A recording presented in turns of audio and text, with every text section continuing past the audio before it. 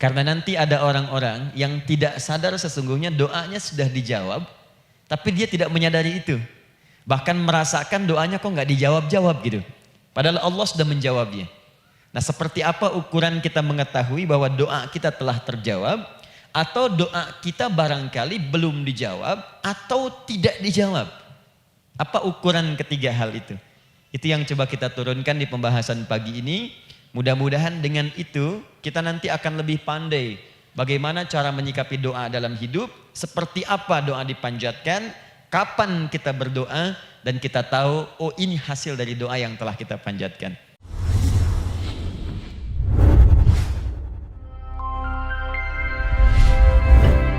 Alhamdulillahi Rabbil Alamin alladhi amarana bid-du'a faqala wa qala rabbukum ud'uni astajib lakum fawa'adana bil ijabati faqala wa idza sa'alaka 'ibadi 'anni fa inni qarib ujibu da'watad da'i idza da'an wassalatu wassalamu ala rasulillahi alladhi وعدنا بالإجابة عندما ندعو إلى الله سبحانه وتعالى فقال من ضمن دعائه في أسماء الحسنى اقتداء من أصحابه صلى الله عليه وسلم أرأيت ماذا دعوت فقد دعوت بأسمائه الأعظم إذا دعي بها أجاب وإذا سئل بها أعطى اللهم صل وسلم وبارك على رسولك الكريم النبي الأمين وعلى آله وصحبه وأمته إلى يوم الدين أما بعد فيا عباد الله أوصي نفسي وإياكم بتقوى الله فقد فاز المتقون فلا تموتن إلا وأنتم مسلمون. Saudariku sekalian, para ibu baik yang di dalam ruang masjid ataupun yang di luar masjid, di sekitaran masjid dan studio, saya ingin mengajak pada seluruhnya tanpa kecuali, mari kita senantiasa bersyukur pada Allah Subhanahu wa taala atas nikmat yang telah kita dapati sampai dengan pagi hari ini. Syukur itu selalu menambah ketenangan di dalam jiwa. Syukur itu bisa mengentaskan sebagian persoalan hidup yang kita rasakan. Syukur itu bisa menambah kekuatan dari perasaan lemah yang kita rasakan. Dan syukur itu puncaknya bisa mengantarkan ke dalam surga terbaik yang dijanjikan, hingga Allah menyebutkan kemudian dalam Al-Quran, wa qalilun min ibadiyas syakur, sedikit sekali di antara hamba-hambaku itu yang bisa menjadi orang yang pandai bersyukur kepada Allah Subhanahu wa taala. Mudah-mudahan hidupan kita sampai hari ini seluruhnya diterima oleh Allah Subhanahu wa taala sebagai amal saleh, dan semoga yang belum mendapatkan hidayah untuk berislam sampai dengan pagi hari ini dihunjamkan hidayah kepada dalam jiwanya oleh Allah Subhanahu wa taala agar bisa berislam sebelum wafat menghadap Allah Subhanahu wa taala.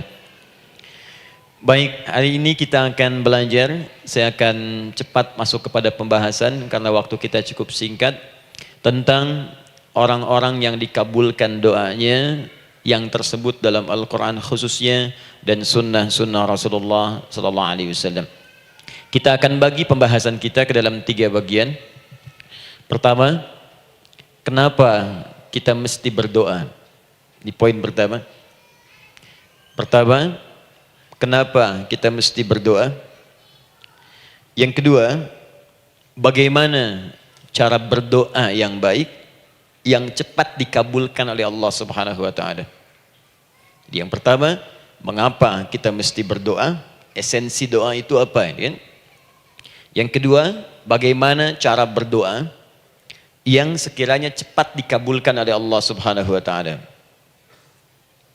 Dan yang ketiga, kita akan melihat ukuran pengabulan doa.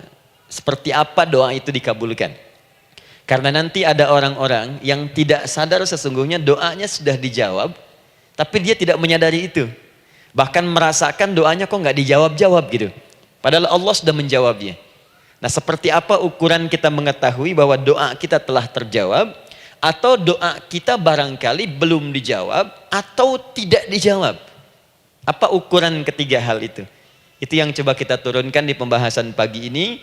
Mudah-mudahan dengan itu kita nanti akan lebih pandai bagaimana cara menyikapi doa dalam hidup, seperti apa doa dipanjatkan, kapan kita berdoa, dan kita tahu oh ini hasil dari doa yang telah kita panjatkan. Sepakat sampai di sini? Baik ya, tinggal sepakat saja ya. Kan biasanya yang nerangkan saya, nulis saya, ngapus saya sampai selesai pula. Baik, ayo kita mulai. Bismillah. Mengapa kita mesti berdoa? Kita buka dulu ibu sekalian.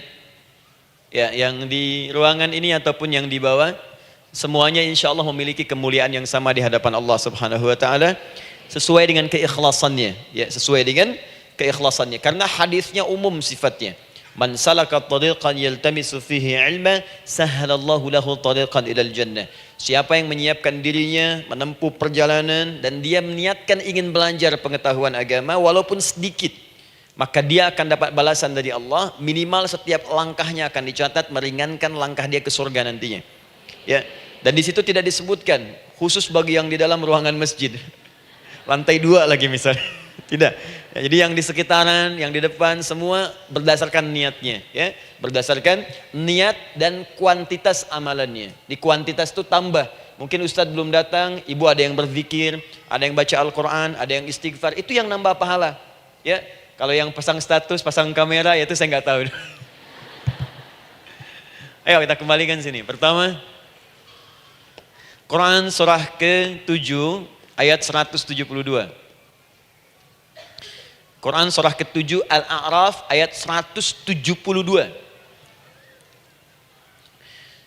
Kemudian setelah itu diperintahkan dalam Al-Quran surah ke-40 Ghafir ayat ke-60.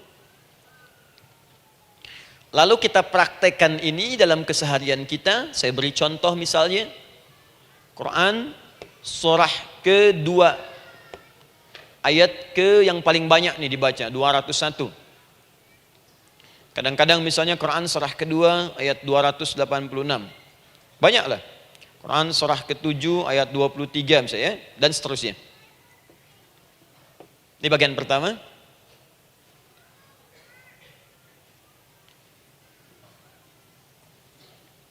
Bagian kedua, nanti kita akan belajar bagaimana cara berdoa yang baik yang dikabulkan.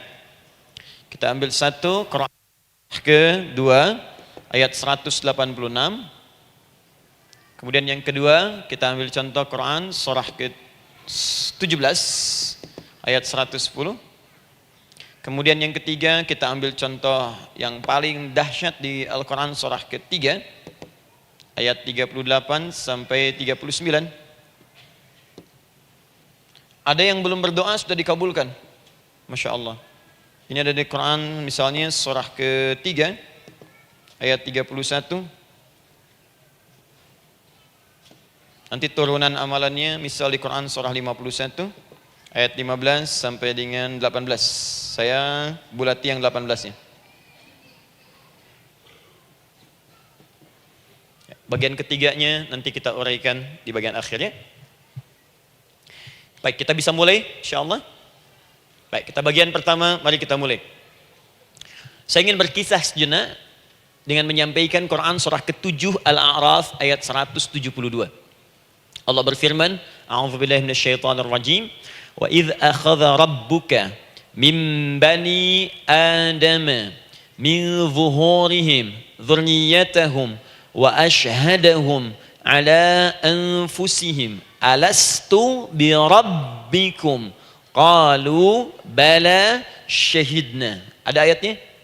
Baik ya, di Quran surah ke-7 Al-A'raf ayat 172. Wa idz akhadha rabbuka min bani Adam. Kata Allah, dan ingatlah, pahamilah, pelajarilah, dalamilah. Teman-teman sekalian, ingat kalimat idz itu, idz dalam Al-Quran termasuk dalam bahasa Arab, itu bukan sekedar mengingat. Idz itu bisa mengandung arti memahami dengan dalam. Menganalisis.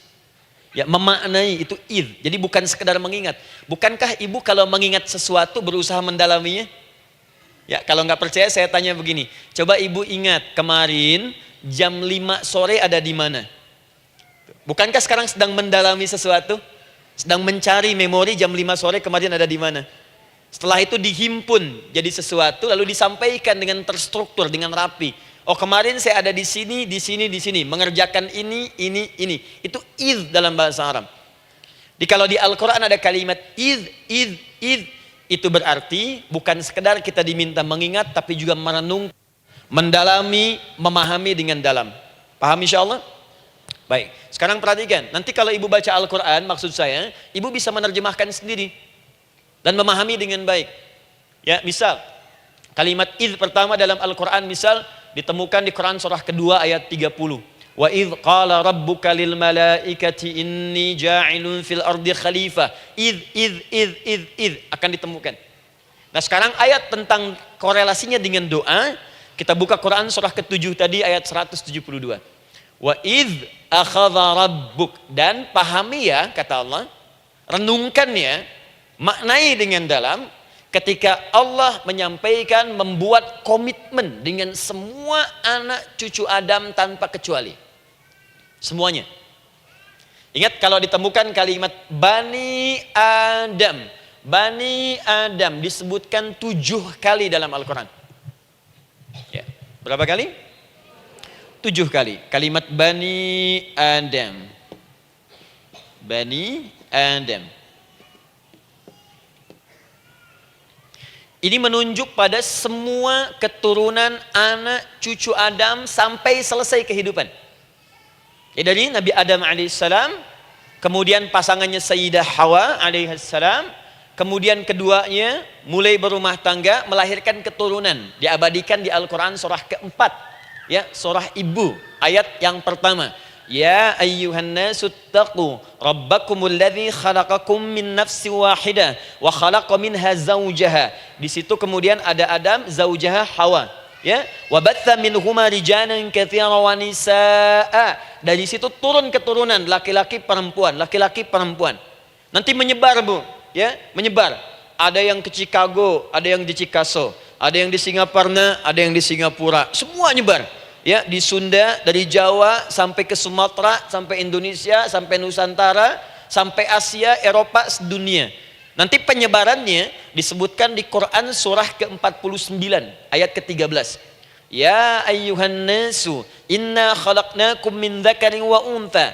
Hai manusia, semua saya ciptakan ada 2 jenis. Kalau bukan laki-laki itu pasti perempuan. Jadi tidak ada yang ketiga. Ingat ya?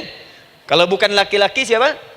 Perempuan. Jadi tidak ada misalnya, maaf, laki-laki yang keperempuan-perempuanan, yang gerakannya melambai, ya, kata-katanya terlampau lembut misal, dan tidak ada pula perempuan yang perkasa, ya, terlampau kuat misalnya, melampaui batas-batas standarnya. Jadi kalau bukan laki-laki pasti perempuan. 2 saja. Jadi kalau misalnya masih ada yang bingung, tentukan dirinya, ya, dan lihat fitrahnya. Lihat fitrahnya. Baik, kemudian waja'alnakum syu'uban wa qabaila. Kami tempatkan kalian mungkin beda-beda tempat. Syu'ub, beda tempat. Ya, ada yang misalnya RT, RW, kecamatan, beda kampung, beda negara, sampai seluruh dunia. Wa qabail, satu tempat itu sukunya bisa beda. Coba Ibu lihat misalnya, ya, di daerah Sumatera saja ada berapa suku? Di Sunda paling banyak suku, gitu ya? Banyak sekali. Jadi bisa lain-lain, bisa beda-beda. Nah, lita'arafu, semua saling mengenal, silakan. Nah, ketika semua tadi ditempatkan di semua pelosok dunia, baik laki-laki, perempuan, dari anak keturunan Adam, itu semua anak keturunan Adamnya disebut dengan satu nama saja dalam Al-Quran, yaitu Bani Adam. Jadi kalau kita mau cari keturunan kita, sampai ke asal mula kita, dari kita sekarang, itu semua akan tersambung kepada Adam alaihissalam. Puncaknya akan ke sini. Ya. Dan tidak akan nyasar kemana-mana, Bu. Ya, ada sebagian manusia nasabnya tidak ingin ke Adam, inginnya bergeser, sehingga mengatakan manusia berasal dari monyet katanya. Ya. Ada yang berkata begitu. Ibu sampaikan saja kalau bapak dari monyet, silahkan saja, jangan ngajak-ngajak saya, gitu ya. Nah, jadi semua manusia itu pasti akan kembali ke sini, ya, ke Adam alaihissalam. Karena itu saya pernah sampaikan termasuk di sini di hadapan ibu semua, masih ingat? Mukjizat pertama Rasulullah sallallahu alaihi wasallam saat lahir ke muka bumi. Ingat, Nabi itu sebelum dilantik menjadi Rasul dalam usia 40 tahun, turun surah Al-Alaq, itu diberikan oleh Allah keistimewaan tanda-tanda kenabian. Apa di antara tandanya? Allah perjelas nasab keturunannya sampai Nabi Adam, padahal lahirnya itu ayahnya sudah wafat. Di lahir beliau ayahnya wafat tapi nasabnya diperjelas sampai Nabi Adam. Sehingga jelas, orang tidak bisa menyoal. Ini orang nggak jelas nih, ya. Kan suka ada begitu, Bu, ya. Tiba-tiba datang menerangkan sesuatu, siapa itu? Itu nggak jelas. Bahkan sekarang sering muncul statement, siapa sih ustadz itu? Itu ustadz nggak jelas. Ya. Nabi nggak bisa disoal karena semuanya jelas. Nasabnya jelas, keturunannya jelas, kemuliaannya jelas, ilmunya jelas. Jadi kalau orang mau menyoal nggak punya peluang. Siapa kamu Muhammad? Saya jelas keturunannya. Muhammad SAW bin Abdullah, bin Abdul Muttalib, bin Hashim, bin Abdul Manaf, bin Qusay, bin Murrah, bin Kilab, bin Ka'ab, bin Ghalib, bin Fihir, bin Malik, bin Nadar, bin Kinana, bin Khuzaimah, bin Mudrika, bin Ilyas, bin Nizar, bin Mudar, bin Ma'ad, bin Adnan, bin Addi, bin Adri, bin Muqawwam, bin Nagur, bin Tarih, bin Ya'rub, bin Yasjub, bin Nabit, bin Ismail AS, bin Ibrahim AS, bin Azar atau bin Nakhur, bin Abir, bin Kinan, bin Arfakhshad, bin Sam, bin Nuh AS, bin Mikhlail, Matushala, bin Kinan, bin Anwas, bin bin Adam alaihissalam. Coba ulangi. Jelas. Jelas. Jadi orang nggak bisa nyoal, itu mukjizat, ya. Keistimewaan pertama sebelum Allah kemudian angkat menjadi nabi dan rasul di usia 40 tahun. Jadi kalau ibu ditanya, kamu jelas enggak? Jelas. Apa binnya? Bin Bani Adam. Itu bocoran dari Al-Quran. Ya, kalau ditanya keturunan siapa kamu? Adam. Tahu dari mana? Allah yang nyampaikan langsung. Apa kata Allah? Bani Adam. Jelas, ya? Baik. Jadi ini kembali kepada Adam alaihissalam. Nah, semua anak cucu Adam yang saya garis bawahi, sejak mulai terlahir itu sudah ada komitmen dari Allah dengan anak cucu Adam ini sebelum terlahir ke dunia. Sejak dalam kandungan. Jadi kalau ibu belajar hadis, misal, dulu saya pernah amanahkan kalau ibu mau belajar dasar-dasar, cari kitabnya Imam An-Nawawi yang Al-Arba'in An-Nawawiyah, 42 hadis. Hadis keempat, ya, paling kiri sebelah atas di kitabnya. Dari Abdullah bin Mas'ud radhiyallahu taala anhu, ya. Qala Nabi sallallahu alaihi wasallam bahwa shadiqul masduq. Nabi SAW pernah menyampaikan sedangkan beliau orang benar dan dibenarkan. Kapan perjanjian ini dibuat? Dalam usia kandungan 4 bulan. Dalam kandungan. Inna ahadakum yujma'u fi batni ummihi. Setiap kalian yang akan terlahir dari anak cucu Adam, kecuali Adam, Bu, ya. Ingat, kecuali Adam, kecuali Hawa, karena ini asal mula manusia keduanya.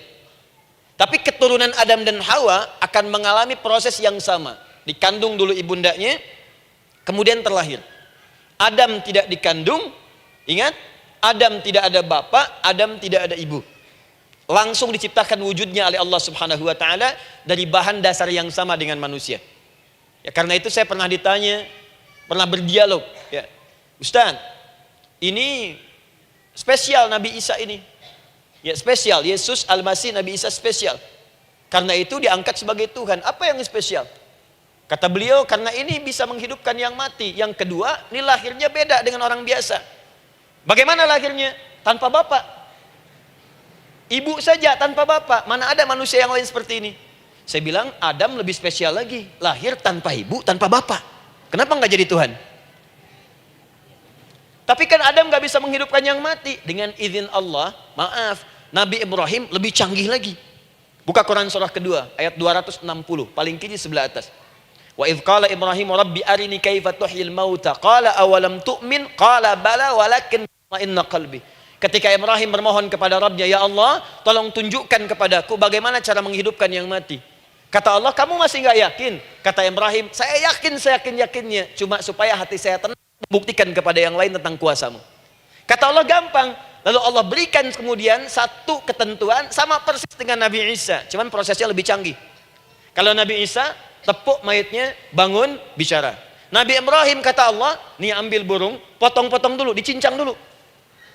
Sudah dicincang kemudian, mayatnya disimpan, jasadnya di tempat bukit yang berbeda. Kalau sekarang potong burung, simpan di bukit satu, jasad yang kedua simpan di bukit B. Kepalanya simpan di bukit A, ekornya simpan di bukit B, badannya simpan di bukit C. Panggil dengan nama Allah.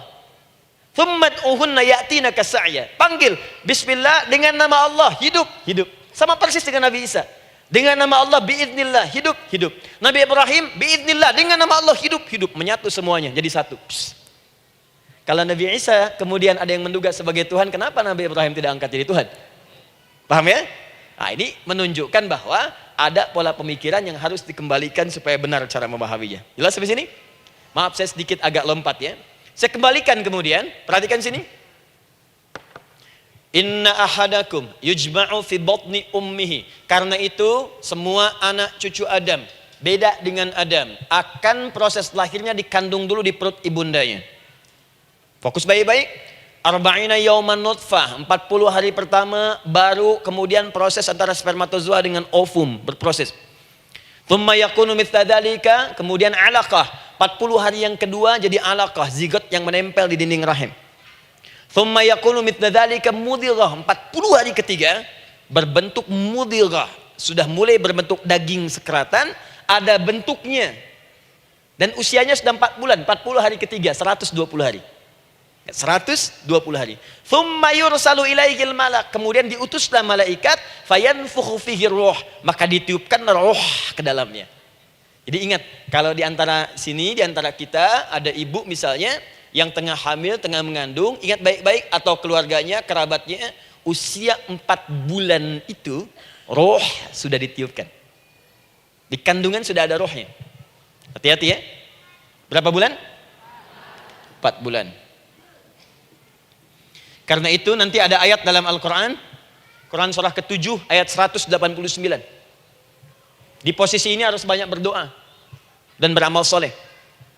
Ingat ya, berdoa, beramal soleh, minimal minta kepada Allah. Da'awallaha rabbahuma la in ataitana salihah lanakunanna minasyakirin. Minta banyak kepada Allah, ya Allah jadikan anak saya anak yang soleh, jadikan anak saya anak yang soleh. Dari usia itu 4 bulan sampai ke atas menjelang lahiran. Nanti diiringi oleh amal soleh kedua orang tuanya. Ini sudah penelitian dokter muslim, khususnya di Asia Tenggara. Saya diskusi dengan seorang dokter muslim, ternyata ada korelasi amal soleh yang dikerjakan kedua orang tua, ayah dan bunda, atau calon ayah dan bunda, kepada anak yang sedang dikandung, yang belum dilahirkan. Jadi kalau orang tuanya rajin baca Al-Quran, itu berpengaruh ke anak, Bu.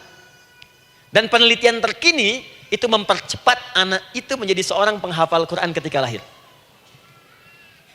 Ya, pernah satu kali dibacakan Al-Quran, posisi janin itu berubah.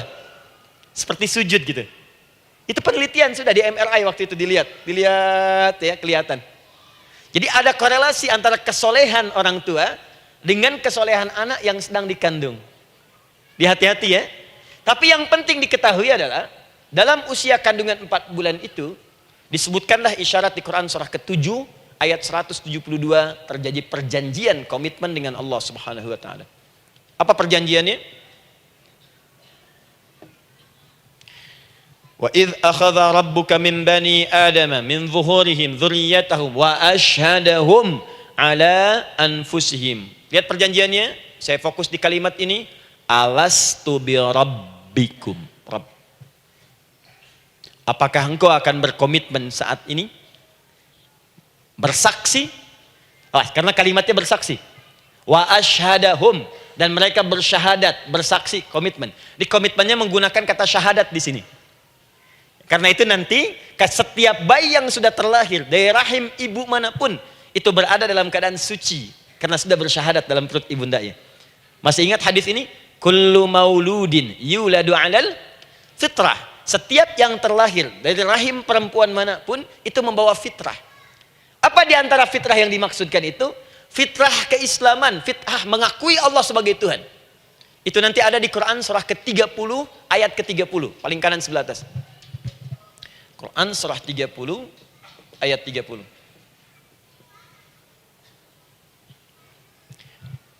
Fa'aqim wajhaka lid-dini hanifa. Hei setiap manusia, fa'aqim wajhaka, hadapkan, pasrahkan, arahkan dirimu sepenuhnya. Lid-dini, pada ketentuan ad-din, hanifa, dengan lurus. Di setiap manusia itu punya fitrah untuk beragama. Punya kecenderungan untuk mencari Tuhan. Silakan ibu cek, manusia manapun yang pernah hidup, itu pasti akan mencari Tuhan. Silakan. Karena itu Allah beri jalan, begini cara mencarinya. Fitratallahi allati fataran nasa 'alaiha, itulah fitrah manusia yang telah Allah berikan pada dirinya bahkan sebelum dia terlahir. Di antara fitrah manusia ada kecenderungan untuk mencari Tuhan. Ada kecenderungan untuk mendekat kepada Allah. Bahasa Qur'annya din lidini hanifa. Apa itu din? Itulah Islam. Quran surah ketiga ayat 19. Inna dina indallahil Islam. Karena itu silakan cek, semua orang itu pasti akan mencari Tuhan. Setiap manusia.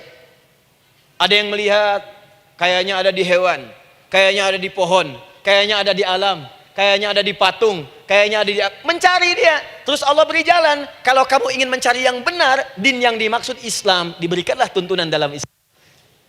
Jelas sampai sini? Baik. Karena itulah kemudian setiap bayi yang terlahir itu disebut oleh Nabi dia suci, dia bersih karena telah membawa risalah Islam dalam dirinya. Hanya sayang nanti fa'abawahu yuhawidanihi au yunassaranihi au yumajjisanihi. Lingkungan nanti akan merubah dia keluar dari fitrahnya. Bisa dipengaruhi, tiba-tiba berubah misalnya keyakinan. Bisa karena kejadian tertentu dia jauh dari Allah Subhanahu wa taala. Dia muslim, cuman karena kondisi tertentu, pekerjaan menjauhkan dia dari Allah, lupa sholat. Telenovela menjauhkan dia dari Al-Quran. WhatsApp, Facebook, media sosial melupakan dia dari ibadah. Coba ibu, kalau online setiap hari berapa kali dengan media sosial? Ganti status. Online dengan Allah berapa kali dalam sehari? Coba hitung. Online dengan Allah yang paling maksimal kan sholat fardu 5 kali. Kalau 1 kali 5 menit kali 5 cuma 25 menit. 25 menit online dengan Allah. Berapa menit online dengan media sosial yang tidak nyata? Dan cita-cita masuk surga. Ayo sini. Nah, saya belum selesai. Jadi yang pertama, dalam perjanjian 4 bulan ini, pertama ada komitmen bersyahadat menuhankan Allah. Tapi yang kedua, ini yang dahsyat. Perhatikan kalimatnya, fokus. Saat Allah memperkenalkan dirinya, dalam kandungan kita, usia 4 bulan itu, dengan nama apa Allah memperkenalkan dirinya? Coba lihat ayatnya. Alastu bi rabbikum, dengan nama Rabb. Wa idh akhadha rabbuka min bani adama dzurriyyatahum, awas, wa ashhadahum ala anfusihim alastu bi rabbikum, dengan nama Rabb.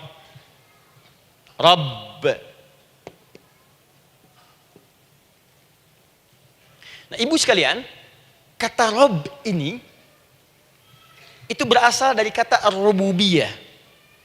Ar-rububiyah yang berarti sifat merawat, memberikan semua kebutuhan. Saya ulang ya. Merawat, memberikan semua kebutuhan. Sudah? Menyayangi, memaafkan, mengasihi, mengampuni. Masya Allah. Merawat, memenuhi sebuah kebutuhan, menyayangi, memaafkan, mengampuni. Jadi semua hal yang terkait dengan perhatian ada pada kalimat Rabb. Sifatnya disebut dengan rububiyah. Zat yang memperhatikannya disebut dengan Rabb, namanya Rabbun. Baik. Pelan-pelan. Nah, seakan-akan Allah ingin berkata begini, hei, engkau buat perjanjian dengan saya sekarang. Engkau bersaksi, saya sebagai Tuhan, siap bersaksi, menuhankan saya. Nanti ketika kamu lahir, apapun yang kamu butuhkan dalam kehidupan, aku akan berikan. Kamu akan saya rawat, kalau sakit, kamu saya sembuhkan. Minta sesuatu yang kamu butuhkan, saya akan berikan. Kamu butuh sesuatu, saya akan hadir. Kamu salah minta maaf, saya maafkan. Kamu dosa minta ampun istighfar, saya ampuni. Kamu ingin sesuatu yang lebih baik, saya berikan. Pokoknya semua yang kamu inginkan selama engkau butuhkan itu baik, aku berikan. Kira-kira, maaf Bu ya, maaf sekali. Kalau ada yang nawarkan pada ibu, mau nggak ikut saya? Nanti sebuah kebutuhannya saya berikan. Kalau sakit saya berikan jaminan kesembuhannya. Kalau butuh sesuatu saya berikan. Kalau ingin ini itu selama butuh saya sampaikan. Kira-kira ibu nolak atau ikut? Baik. ikutnya mikir dulu atau tidak? Tidak. Jangankan yang tinggi-tinggi Bu ya, suami aja nawarkan, "Mah, mau nggak ikut papa? Papa nanti kasih handphone S10. Sama gelang nggak Pak? Ikut ya. Dan tanpa pikir. Dalam bahasa Arab, sesuatu yang disetujui tanpa difikirkan lagi, itu disebut bala namanya. Bala, sekali saja. Sekali, ya, tidak dua kali. Tidak ditambah, tidak dikurangi. Ingat, kalau Allah sudah sampaikan kalimat, jangan tambah, jangan kurangi. Ya. Bala, tidak ditambah nga, tidak disebutkan dua kali. Bala. Ya. Bala itu artinya siap. Ya. Tanpa pikir. Karena memang nggak ada yang dipikirkan lagi. Apa yang mau dipikirkan? Semua kebutuhan dikasih. Semua keinginan dikabulkan sepanjang baik. Kalau sakit ada jaminan disembuhkan, dikasihi, disayangi, salah dimaafkan. Ya, kalau dosa diampuni, apalagi yang kurang, nggak ada aib, nggak ada yang kurang, sempurna semua. Kita katakan bala tanpa fikir. Karena itu, perhatikan, setiap kita kemudian, ibu sekalian, datang terlahir ke bumi, mengalami kehidupan, fitrah kita setiap mendapatkan kebutuhan, kita akan menyebut nama Allah Subhanahu wa Ta'ala dengan nama yang telah dijanjikan itu. Silakan ibu cek. Bukankah ibu ketika ada kesulitan memohon kepadanya? Ya Allah, tolong sembuhkan ya Allah. Ya Allah, lancarkan ya Allah. Ya Allah, sukseskan suami saya. Ya Allah, tenangkan kehidupan rumah tangga kami. Ya Allah, anugerahkan solusi. Ya Allah, sembuhkan ibu saya. Semua minta kan? Dan dahsyatnya, ketika ibu memohon kepada Allah itu, ibu gunakan kalimat yang telah disepakati ketika Allah sampaikan kepada kita. Rabb, Rabb, Rabb. Perhatikan, kalau ibu berdoa, doa apa paling favorit? Rabbana atina fid dunya hasanah. Fil akhirati hasanah. Wa qina. Doa apa itu? Sapu jagat. Bu bayangkan, Nabi aja nggak tahu tuh istilah itu sapu jagat. Ibu tahu? Wah, Masya Allah, Indonesia kreatif. Luar biasa. Ada doa sapu jagat, nggak ada doa sapu nggak ada jagatnya, ada doa jagat nggak ada sapunya. Wah, pokoknya luar biasa lah. Ya. Ya, lihat, bukankah kalimatnya dibuka dengan Rabb? Rabbana atina fid dunya sana. Rabbana zalamna anfusana wa illam taghfir lana wa tarhamna lanakunanna minal. La yukallifullahu nafsan illa laha ma kasabat wa 'alaiha mak. Perhatikan, Rabbana la innasina Rabbana Rabb. Ini ayatnya. Sapu jagat Quran surah 2 ayat 201. La yukallifullahu Quran surah 2 ayat 286. Rabbana zalamna Quran surah 7 ayat 23. Yang ingin saya sampaikan, setiap kita butuh sesuatu, kita menyebut namanya dengan kalimat Rabb. Kenapa kita katakan Rabb? Karena Allah sendiri menyebutkan dengan kalimat Rabb. Alastu bi rabbikum, saya nanti adalah Tuhan yang akan memperhatikan kalian, menyayangi kalian. Saya Tuhan yang akan merawat kalian, memberikan semua kebutuhan. Makanya ibu tuh kalau ada persoalan nagih seakan-akan ke Allah. Ya Allah, kan engkau yang berjanji kepada saya. Engkau yang berjanji, engkau yang menepati ya Allah, karena engkau Tuhan. Kalau manusia, dia berjanji, dia yang mengingkari. Dia awali, dia yang akhiri. Tapi engkau beda ya Allah. Kenapa? Engkau berjanji, engkau yang menepati. Quran surah ketiga ayat 9. Innallaha la yukhliful mi'ad. Engkau yang berjanji, engkau yang menepati. Engkaulah awal dan akhir dari semua hal. Engkau mengatakan saya Rabb yang akan memberikan semua kebutuhan. Sekarang saya butuh ya Allah. Engkau berjanji akan menyembuhkan, sekarang saya sakit ya Allah. Engkau berjanji akan memberi solusi, sekarang saya sedang punya masalah ya Allah. Engkau berjanji akan memberikan kesuksesan, sekarang saya sedang menapaki itu ya Allah. Makanya ibu sebutkan kalimat Rabb, Rabb, Rabb, Rabb. Jadi sesungguhnya doa itu adalah fitrah dari setiap manusia, karena mulai dibangun komitmen sebelum dia dilahirkan ke muka bumi. Jadi kalau kita bicara tentang doa, doa itu fitrah kehidupan bagi setiap manusia. Hidup. sekaligus penanda komitmen yang membedakan antara Khalik dengan makhluk, hamba dengan Allah, manusia dengan Tuhan. Kan Allah katakan, saya Rabb ya, saya yang ngasih, saya yang Tuhan. Berarti kita yang makhluk kan? Kita yang butuh kan? Allah yang memberi, kita yang butuh. Untuk membedakan mana yang butuh, mana yang ngasih, maka pembedanya adalah doa. Jadi kalau ada manusia yang nggak pernah doa selama hidup, itu tandanya ada yang salah dengan kehidupannya. Karena seakan-akan dia nggak butuh Tuhan.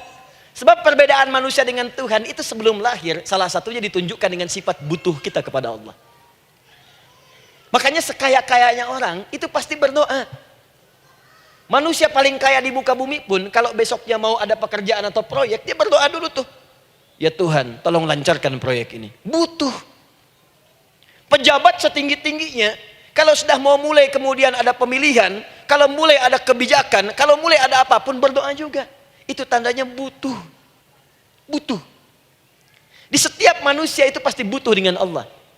Karena itu kalau ada manusia yang nggak pernah berdoa selama hidupnya, itu langsung mendapatkan kecaman dari Allah dan dijamin akan masuk neraka yang paling dalam. Karena seakan-akan dia sudah nggak butuh dengan Allah. Saya ulang ya, saya ulang. Doa itu fitrah hidup manusia yang sekaligus menunjukkan statusnya sebagai hamba. Jadi kalau ibu update status di media sosial, mulai sekarang tuliskan hamba. Hamba. Sudah. Mau sifatnya apapun tetap hamba. Ya, mau pejabat, mau orang kaya, mau cukup, mau macam-macam, mau ustadz, mau syekh, mau habib, tetap ujungnya hamba. Dan butuh penghambaan itu diwujudkan dalam bentuk doa. Muncullah Quran surah ke-40 ayat ke-60. Wa qala rabbukum, Rabb, selalu Rabb. Wa qala rabbukum ud'uni astajib lakum. Innal ladzina yastakbiruna an ibadati, awas, sayadkhuluna jahannama dakhirin. Allahu akbar. Dan Rabbmu berfirman, mengingatkan kembali kepada kalian semua, hei hamba-hambanya. Kalau ada kebutuhan, kalau ada masalah, kalau ada permintaan, kata Allah, ayo doa sama saya. Minta. Kan kita sudah bikin perjanjian. Makanya Allah katakan, kalau punya masalah, Bu, berdoa. Bukan mengeluh. Kalau punya persoalan, Bu, berdoa. Bukan bikin status. Rasanya aku tidak sanggup. Ditulis di Facebook. Apain? Terus kalimat Allahnya pun jelas. Minta kepadaku, bukan mengeluhkannya. Kamu tidak seperti yang aku kira. Nungguin komen. Sambil masak, celing ada satu. Ece kunaon. Makin meluas masalah. Untuk abi mas sabar. Sudah. Paham ya? Jadi ini kaidah hidup yang pertama. Sebetulnya sederhana, cuman jarang digunakan gitu. Sederhana, cuman jarang dipakai. Kata Allah kan, kamu doa itu, saya kasih ketenangan. Jadi Bu, gini, doa itu manfaatnya, walaupun solusi belum datang, tapi hati tenang. Tenang. Jadi kalau mau curhat-curhat sama Allah, sampaikan, minta, mohon, berikan. Minimal tenang. Saya kasih rahasia ya. Ini di antara kita saja nih. Lihat sini. Saya hapus dulu deh. Bismillah. Masya Allah. Mau ngapus sendiri, nulis sendiri, penghapus, lari sendiri.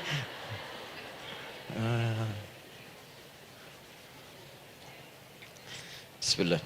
Oh ini ada dua ya. Sini. Baik.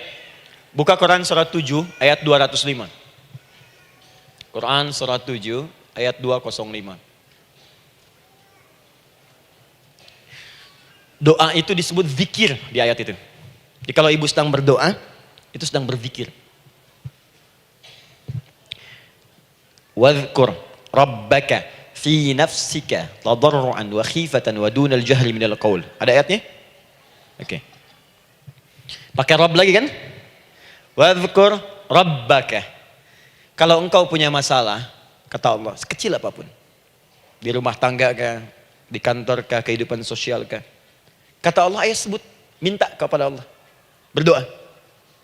Doa disebut dengan zikir. Zikir itu semua kegiatan yang membuat kita ingat Allah. Zikir. Baca Quran, zikir. Dalilnya Quran surah ke-15 ayat 9. Inna nahnu nazzalna dzikra. Kami turunkan Al-Quran sebagai zikir. Menghafal Quran, zikir. Quran surah 54 ayat 17, ayat 22, ayat 32, ayat 40. Walaqad yassarnal Qur'ana lidzikri. Kami akan mudahkan Al-Quran untuk diingat, dihafalkan. Zikir, sebagai zikir kepada Allah. Ibu selepas sholat, baca subhanallah, alhamdulillah, Allahu Akbar, zikir. Quran surah keempat, ayat 103. فَإِذَا قَضَيْتُمُ الصَّلَاةَ فَاذْكُرُوا اللَّهَ. Maka jika anda telah tuntas mengerjakan sholat, segera berzikir kepada Allah. Sholat sendiri, zikir. Quran surah ke-20, ayat ke-14. Innani anallahu la ilaha illa ana fa'budni wa aqimis salata li dzikri. Saya Allah, kata Allah. Tidak ada Tuhan selain saya. Sembah saya. Bagaimana menyembah Allah? Tunaikan salat sebagai zikir kepada Allah. Zikir. Di zikir semua amalan yang mendekatkan kita dengan Allah. Doa itu satu dari bagian zikir. Tapi tahukah ibu fungsi zikir yang paling utama itu apa? Quran surah 13 ayat ke-28. Ala bidzikrillahi tatmainnul qulub. Yakinkan pada dirimu, kalau zikirmu benar kepada Allah, maka dia akan berdampak kepada hati menjadi lebih tenang. Zikir itu manfaat pertamanya membuat hati tenang, Bu. Tadi saya contohkan. Baca Al-Quran zikir kan? Jadi kalau ibu sedang tidak tenang, sedang gelisah, ada masalah, daripada mengeluh sana sini, wudu, Bu, wudu. Ambil mushaf. Baca. Saat baca itu mungkin solusi belum datang, tapi hati itu lebih tenang. Kaitan dengan bahasan kita, doa, minta. Doa. Jadi kalau orang punya masalah itu kalau berdoa, walaupun solusinya belum datang, walaupun kemudian jawabannya belum tiba, minimal hati ibu itu tenang. Ini dia. Kan surah 13 ayat 28. Rumus ini pakai. Gunakan dalam hidup. Karena yang tahu kehidupan kita itu Allah yang menciptakan kita. Yang tahu pesawat, yang bikin pesawat. Yang tahu handphone, yang bikin handphone. Yang tahu mikrofon, yang bikin mic-nya. Yang tahu kita, yang menciptakan kita. Ikutilah petunjuk Allah yang menciptakan kita, maka akan langsung terasa manfaatnya. Ibu tidak percaya, silahkan lakukan. Rasakan bedanya, bedakan rasanya, dan pasti akan terasa bedanya. Akan lain. Tuh.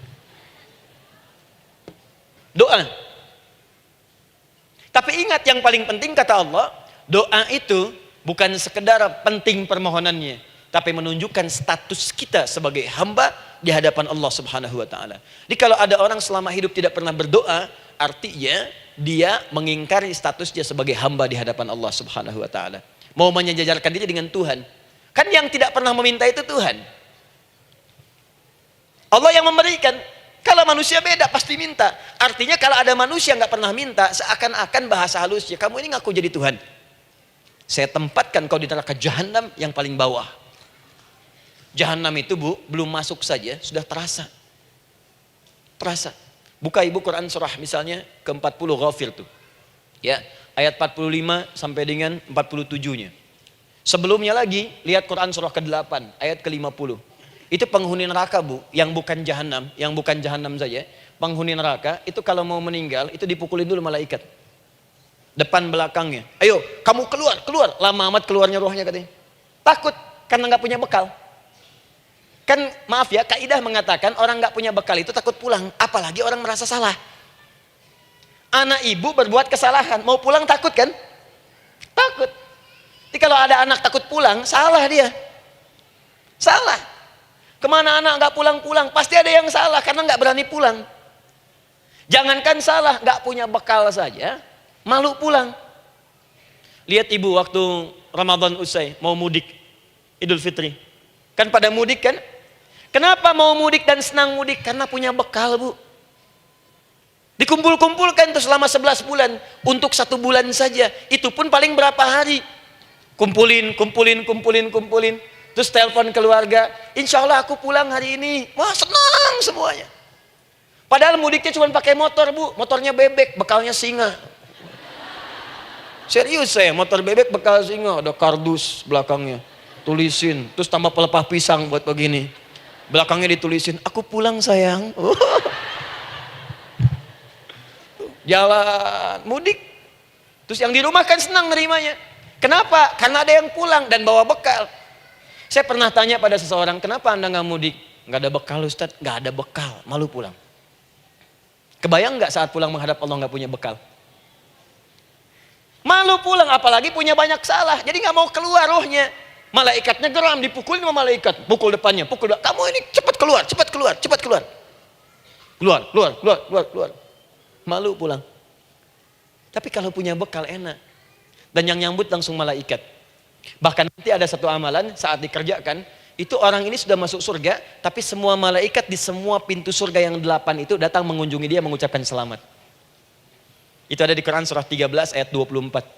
Salamun alaikum bima sabartum fa ni'ma uqbaddar. Selamat ya saat di dunia sabar mencari bekal dan ini bekal terbaik yang kamu dapatkan, silakan nikmati surga yang kamu rindukan itu. Ini nikmat-nikmatnya tempat yang pernah nanti kamu kunjungi.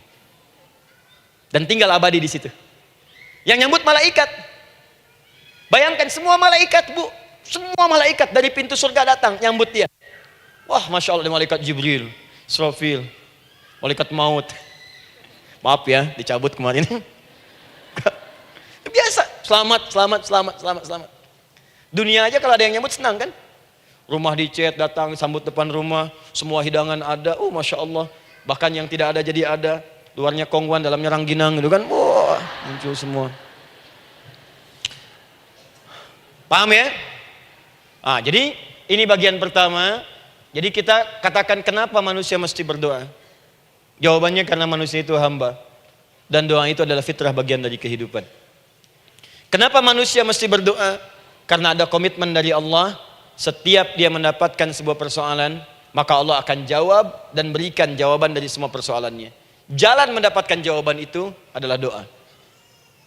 Kenapa manusia mesti berdoa? Karena dia butuh dengan Allah. Dan puncaknya, kenapa dia mesti berdoa? Karena Allah ingin membahagiakan kehidupan dunianya sebelum sampai keabadiannya di akhirat. Jadi ketika kita berdoa, sebetulnya kebaikan untuk kita karena Allah ingin kita bahagia. Ingin mudah hidupnya. Jadi kalau ada orang nggak berdoa, sesungguhnya dia sedang menyulitkan diri sendiri dalam kehidupan dunianya sampai ke akhiratnya. Jelas sampai di sini? Masya Allah. Alhamdulillah. Baik, kalau sudah paham, saya hapus ini, kita masuk bagian yang kedua. Hapus lagi. Sab Muslimah edisi ke-15. 15 kali datang sendiri, ngulangin sendiri, nulis sendiri, ngapus sendiri. Masya Allah. Tinggal lihat, catat, masuk surga. Masya Allah. Alhamdulillah. Baik. Baik. Sudah? Alhamdulillah. Saya ingin setiap pembahasan kita dipahami ya. Saya tidak menyukai kalau datang melihat tapi nggak paham gitu. Ya, dengar tapi nggak paham. Saya tidak ingin satupun keluar dari sini kecuali paham. Ya. Ibu paham? Paham Ustaz. Pada pamit ya, silahkan. Apa yang ibu pahami? Doa. Ya. Dah. Nah, sekarang masuk bagian kedua. Bismillah. Kalau sudah mengerti yang tadi, persoalannya adalah bagaimana cara kita memohon kepada Allah. Itu dia. Bagaimana cara kita meminta? Kata Allah, kamu kalau punya masalah minta. Ya Allah, caranya bagaimana? Karena sesuatu yang dikerjakan tanpa ilmu dan tidak tahu caranya, itu bisa keliru. Hidup itu menyembah Allah tidak cukup dengan iman, Bu. Mesti pakai ilmu. Iman saja sekalipun kuat tanpa ilmu, itu bisa salah. Kuat ingin mendekat kepada Allah. Ya Allah, aku ingin ibadah, kuat. Saya punya kawan dulu di pesantren. Tahun kedua, dia sudah berubah. Ya, tadinya orang tuanya melihat anaknya Masya Allah, tiba-tiba ada perubahan, senang ibadah, Bu. Malam-malam dia bangun, ini kisah nyata, saya alami sendiri. Masya Allah, saya senang sekali. Kita saling doakan, dia bangun malam tahajud. Bangun jam 2, Anda bayangkan. Yang sebelumnya menjelang subuh atau apa. Ini malam Jumat lagi malam libur. Malam libur biasanya santri itu kebanyakan ada yang keluar, ada yang main, ada yang macam-macam. Ini dia malam tahajud. Jam 2 bangun. Saya bahagia sekali. Udah bangun, sholat, selesai. Cuman pas waktu mau subuh, kok saya lihat tidur. Saya bangunkan kan. Fulan, bangun. Oh iya, kata. Iya, oh mungkin nanti mau nyusul. Saya pikir istirahat dulu. Saya ke masjid lah. Udah ke masjid, dah selesai. Kita diskusi di masjid, selesai. Semua pulang saya jam 7. Saya lihat masih tidur juga. Barangkali dia sudah tadi sholat mungkin di kamar, nggak sempat ke masjid karena capek. Tapi saya lihat kok posisinya nggak berubah. Di situ juga. Akhirnya setengah jam saya tunggu, saya bangunkan. Bangun. Bangun. Kenapa Adi katanya? Saya kira antum belum sholat subuh ya? Adi gimana sih? Kan udah saya jama dengan tahajud tadi. Udah saya jama dengan tahajud. Jadi memang kekuatan imannya lagi tinggi, cuman ilmunya kosong. Ini yang bahaya. Besok-besok kalau orang kayak gini sholat subuh bisa 4 rakaat. Ya. Karena itu berdoa penting, cuma kita mesti tahu caranya. Yuk kita mulai bagian pertama. Quran surah kedua ayat 186. Paling kiri sebelah bawah. Sudah? Wa idza sa'alaka 'ibadi 'anni fa inni qarib. Fokus. Kata Allah, kalau hamba-hambaku Muhammad SAW bertanya kepadamu, minta petunjuk untuk mencari-cari aku. Tuh Bu, coba lihat. Ayat doa dibuka lagi dengan kalimat hamba. Untuk menegaskan status kita. Jadi kalau ditanya, kita siapa di hadapan Allah? Makanya nggak usah sombong. Jangan sombong, karena kita cuma hamba. Karena itu ketika Korun sombong, Korun tuh manusia terkaya yang pernah hidup di bumi. Hartanya Bu, ini saya kasih bocoran sedikit, kunci berangkasnya saja, kemana-mana itu suka dibawa, dipikul paling sedikitnya 8 bodyguard, cuman bawa kunci berangkas saja begini. Di Korun pengen ngasih tahu, kalau ada yang pengen nyuri di tempat saya silahkan aja, ini aja bodyguard saya ngangkat kuncinya susah. Korun. Jadi kalau Anda tidak sekaya Korun, jangan ikutan sombong, telat. Telat, gak ada kerjaan, sudah ada yang lebih kaya. Ya. Dan apa yang terjadi? Fakhosabna, kata Allah, kami telan. Likuifasi. Telan oleh bumi semua. Dengan kekayaannya semua habis. Jadi ketika ada seseorang yang lupa dengan statusnya sebagai hamba, maka Allah akan memberikan pelajaran kepadanya untuk taubat. Kalau nggak mau taubat juga, telan habis. Untuk menunjukkan kamu tuh bukan Tuhan, saya Tuhannya. Maka jangan ikutan sombong. Kalau ada yang baru punya Ferrari, Lamborghini, Lamborghini, ya, wow, bikin rame di jalan, cuman nggak update status, kasih tahu, maaf mas, telat. Itu gambaran hidup. Dan ingat, setiap dibuka dengan kalimat permohonan, itu kalimatnya hamba. Hambaku, hambaku, hambaku. Termasuk mau minta tobat, hamba. Quran surah 39 ayat 53. Qul ya ibadiyalladzina asrafu ala anfusihim, la taqnatu min rahmatillah. Katakan Muhammad pada hambaku yang merasa banyak dosa, pengen berdoa minta taubat. Kata Allah, hamba. Saya terima taubatnya, hamba. Ini ya.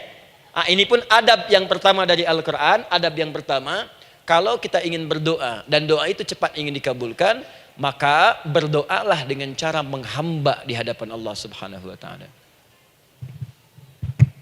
Jangan merasa tinggi.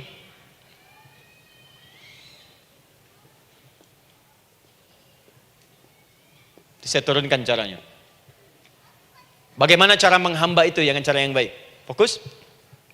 Wa idza sa'alaka 'ibadi 'anni, Muhammad SAW, jika ada hamba-hambaku bertanya padamu tentangku, ingin mencari-cari aku. Masya Allah, ibu maaf ya, biasanya kan kalau orang mencari Allah, ingin mendekat kepada Allah, entah itu datang ke masjid, bangun malam, biasanya motifnya cuma 2. 1, ada kebutuhan, pengen berdoa, terus dekat sama Allah. Besok mau arisan, malamnya tahajud. Anak mau ujian, baru puasa, kan? Suami ada proyek, baru baca Quran, kan? Terus itu biasa itu. Biasa, jadi fitrah bu. Tumben jeng tahajud, fitrah. Itu biasa itu. Ya. Yang kedua, taubat dari maksiat. Taubat. Seorang taubat ke masjid, bangun malam, doa, itu biasa. Jadi kalau ada seperti itu tandanya kita hamba normal manusia. Fa inni qarib, kata Allah, katakan Muhammad SAW, katakan kepadanya, janganlah mencari, aku dekat. Dekat, jangan mencari, aku dekat. Jadi Bu, ketika kita butuh Allah, langsung jawab oleh Allah. Kamu mau apa? Aku dekat. Itu secara psikologi memberikan ketenangan yang paling dalam. Saya belum datang di sini sampai jam 8. Ibu tanya panitia, ustadznya mana sih? Ukhti, ustadznya mana? Jawaban pertama misalnya, ini belum jelas nih ustadznya. Gak ada kabar. Yang kedua mengatakan, tenang saja, ustadz sudah dekat. Maka yang kedua itu lebih menenangkan kepada kita. Ketika ibu mencari, ya Allah, saya sedang ada masalah, langsung dijawab oleh Allah. Tenang, aku dekat denganmu. Mau minta apa? Itu Bu, jadi kalau ibu sedang punya persoalan, psikologi Al-Quran mengatakan, langsung rasakan Allah tuh bersama kita, dekat, menunggu kita mau minta apa. Ibu punya masalah dengan suami, ingin mengadu. Lu kata Allah, saya dekat, kamu kenapa? Ada masalah apa? Ayo minta, ayo cerita. Mohon. Ibu punya masalah dengan anak. Ibu punya masalah dengan tetangga, di pekerjaan, kehidupan sosial. Kata Allah, saya dekat. Nah, perasaan itu hadirkan dalam jiwa kita. Ini sekarang jarang didapatkan. Jadi kalau ada masalah itu, hal pertama yang dilakukan itu belum ingat Allah itu masalahnya. Di kebanyakan manusia itu kalau punya masalah, selalu ingin yang pertama itu solusinya. Bukan Allahnya. Kan pemilik solusinya Allah. Jadi kalau kita ingat pada yang memiliki, maka apapun yang kita minta akan diberikan. Bahkan ada orang yang saking ingatnya dengan Allah, sebelum minta sudah dikabulkan. Itu yang dahsyat. Nah, sekarang setelah kita paham tentang kedekatan ini, kemudian kita praktekkan. Jadi Bu, ya maaf ya, ketika ibu punya masalah apapun, yang pertama diingat Allah. Allah, Engkau telah berjanji, Engkau pasti akan tepati. Ya Allah, sekarang aku ada persoalan. Nah, sekarang teruskan ayatnya. Ujibu da'watad da'i idza da'an. Ujiba.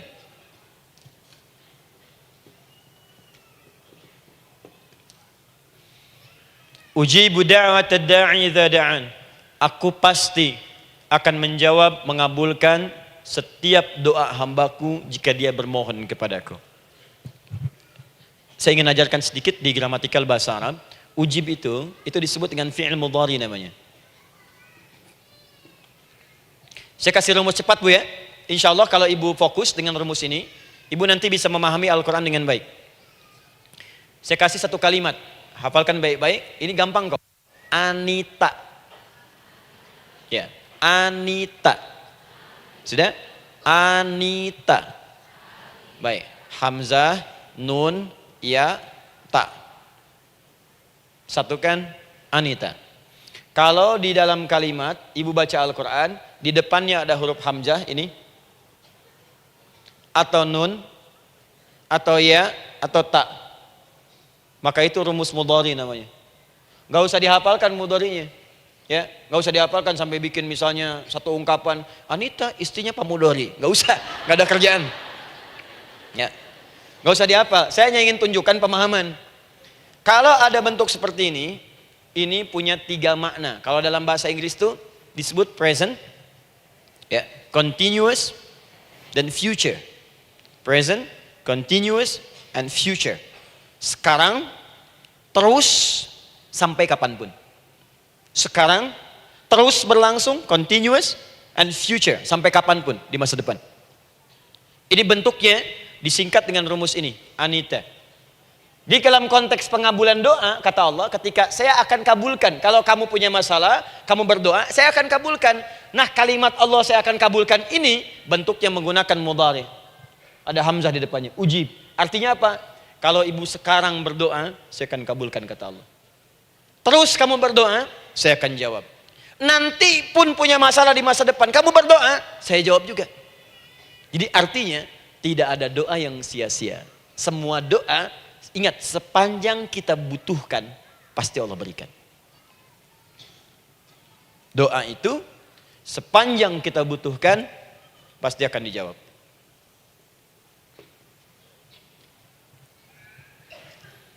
Nanti kapan dijawabnya, seperti apa jawabannya, nanti bagian ketiga. Kadang-kadang minta sekarang, dijawabnya nanti. Minta sekarang, dijawab sekarang. Ada yang mintanya A, dijawabnya B. Itu yang paling dahsyat. Ya. Jadi kalau saya tanya, kalau kita berdoa, dijawab tidak oleh Allah? Ya. Itu janji Allah. Setiap orang berdoa, pasti dijawab. Nah, hanya persoalannya, seperti apa doa yang cepat dijawab itu? Apakah semua doa langsung dijawab seketika? Akankah mendapat jaminan langsung dijawab? Ternyata kalimat dijawab ini diikat dengan syarat ketentuan berlaku. Apa di antara syarat dan ketentuannya ini? Teruskan ayatnya. Falyastajibuli. Syarat pertama. Kalau doamu ingin cepat aku jawab, falyastajibuli. Maka engkau pun harus cepat merespon setiap seruanku. Jawab seruanku dengan cepat. Doa ingin dijawab oleh Allah. Maka kata Allah, kamu pun harus menjawab setiap seruanku. Jawab seruan Allah.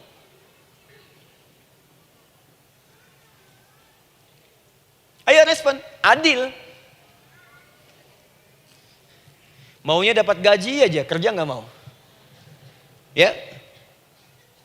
Apa ibu pikir duduk manis, santai di ruangan tengah, tiap bulan suami datang berikan uang belanja? Belum tentu. Kalau sikap tidak bagus, ya interaksi tidak mulia, maka belum tentu itu didapatkan. Maka syarat pertama kata Allah, kalau doamu ingin cepat aku jawab, maka setiap aku seru, cepatlah engkau kemudian kerjakan dan jawab itu. Jadi ternyata seruan Allah itu terkait berkelindan dengan pengabulan doa. Jadi ketika ibu diseru oleh Allah, diminta diperintahkan sesuatu oleh Allah, sebetulnya itu kunci untuk mendapatkan jawaban doa kita, Bu. Dipanggil kita, ayo cepat datang ke sini. Mau minta apa? Minta, saya kasih. Apa di antara kunci doa itu, Ustaz? Yuk kita lihat. Adalah jawaban dari seruan Allah. Apa di antara seruan Allah itu? Saya beri contoh satu misalnya. Allah perintahkan kita untuk sholat. Bahkan diseru, diingatkan 5 kali dalam sehari. Sholat. Bukankah kita diseru, Bu? Dipanggil 5 kali sehari untuk sholat? Allahu Akbar, Allahu Akbar. Ya? Diingatkan kan? Ayo ingat Allah, ingat Allah, ingat Allah, ingat Allah. Allah Maha Agung, Maha Besar semuanya. Dan seterusnya. Perhatikan baik-baik. Apa tujuan Allah menyeru kita dalam sholat? Ternyata bukan ingin memberikan beban ruku dan sujud. Bukan sujudnya yang penting. Karena semua makhluk tidak sujud pun tidak akan menurunkan status Allah sebagai Tuhan. Allah tetap Allah, gak ada ruginya. Yang rugi kita. Ternyata ketika disuruh sujud, disuruh ruku itu, ternyata yang ditunggu itu bukan ruku sujudnya. Allah nunggu, punya masalah apa? Mau minta apa? Karena itu dalam ilmu fikih, ibu buka semua kitab fikih. Salat itu secara bahasa disebut dengan doa. Nama lain dari doa adalah salat. As-salatu hiya doa. Salat adalah doa. Karena itu semua bacaan dalam salat doa semua. Coba lihat. Baru takbir Allahu Akbar, doa iftitah. Al-Fatihah doa, Bu, jangan dikira Al-Fatihah enggak ada doanya. Nih, nanti saya berikan cepat ya. Ini highlight dulu. Highlight dulu. Dalam salat itu ada 4 keadaan. Ingat ini baik-baik. Nanti ibu manfaatkan minimal zuhur lakukan. Ada berapa keadaan? 4. Ada 4 posisi, 4 keadaan dalam salat. Yang kalau ibu berdoa benar, meminta di situ dengan benar, itu seketika akan dikabulkan. Seketika. 1 saat berdiri. Berdiri. 2 saat ruku'. Ruku'. 3 saat sujud. 3 saat sujud. 4 sesaat sebelum salam. Berdiri, ruku', sujud, sesaat sebelum salam. Baik, sebelum saya bahas lebih jauh, saya ingin sampaikan dulu. Jadi ternyata ketika kita diminta oleh Allah menunaikan sholat, itulah cara kita memohon, Bu. Itulah waktu kita meminta. Dan dahsyatnya dalam sehari itu 5 kali ditungguin, Bu. Mana ada manusia di muka bumi ini buka pintu rumahnya 5 kali sehari, cuma untuk memberikan apa yang dibutuhkan. Sesoleh-solehnya Ustadz, gak ada yang mengatakan, ayo 5 kali sehari datang aja ke rumah saya. Kalau butuh apa-apa ambil. Butuh kulkas, ambil kulkasnya. Butuh TV ambil, gak ada begitu. Allah itu maha baiknya, 5 kali sehari dipanggil. Dari subuh sampai zuhur. Kita bangun tidur aja, punya masalah nggak? Ayo minta, disuruh sholat 2 rakaat. Dan sholatnya nggak usah banyak-banyak, 2 rakaat aja dulu supaya nggak ada beban. Itu pun kadang-kadang masih lupa berapa rakaat kita sholat. Ya. Ayo sujud, disuruh minta, punya masalah nggak? Terus dari subuh sampai ke siang dipanggil lagi. Punya masalah lagi nggak? Disuruh zuhur 4 rakaat. Karena waktunya cukup panjang, suruh 4. Ayo minta. Ada masalah apa? Minta sujud kita. Minta mohon. Dari zuhur ke asar, ditanya lagi, ada masalah nggak? Panggil lagi. Ke maghrib sampai ke isya sebelum tidur. Supaya tidurmu enak, masalah nggak ada, tenang, nikmat, nyaman istirahatnya. Ada masalah nggak? Disuruh sholat lagi.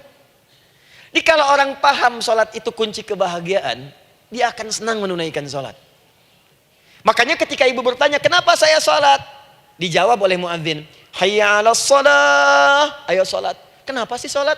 Hayya 'alal falah. Yuk bahagia. Ayo tenang. Yuk dapatkan apa yang kamu inginkan. Falah. Jadi kalau orang paham sholat itu menyelesaikan persoalan, tentu orang akan berbondong-bondong semangat untuk menunaikan sholat.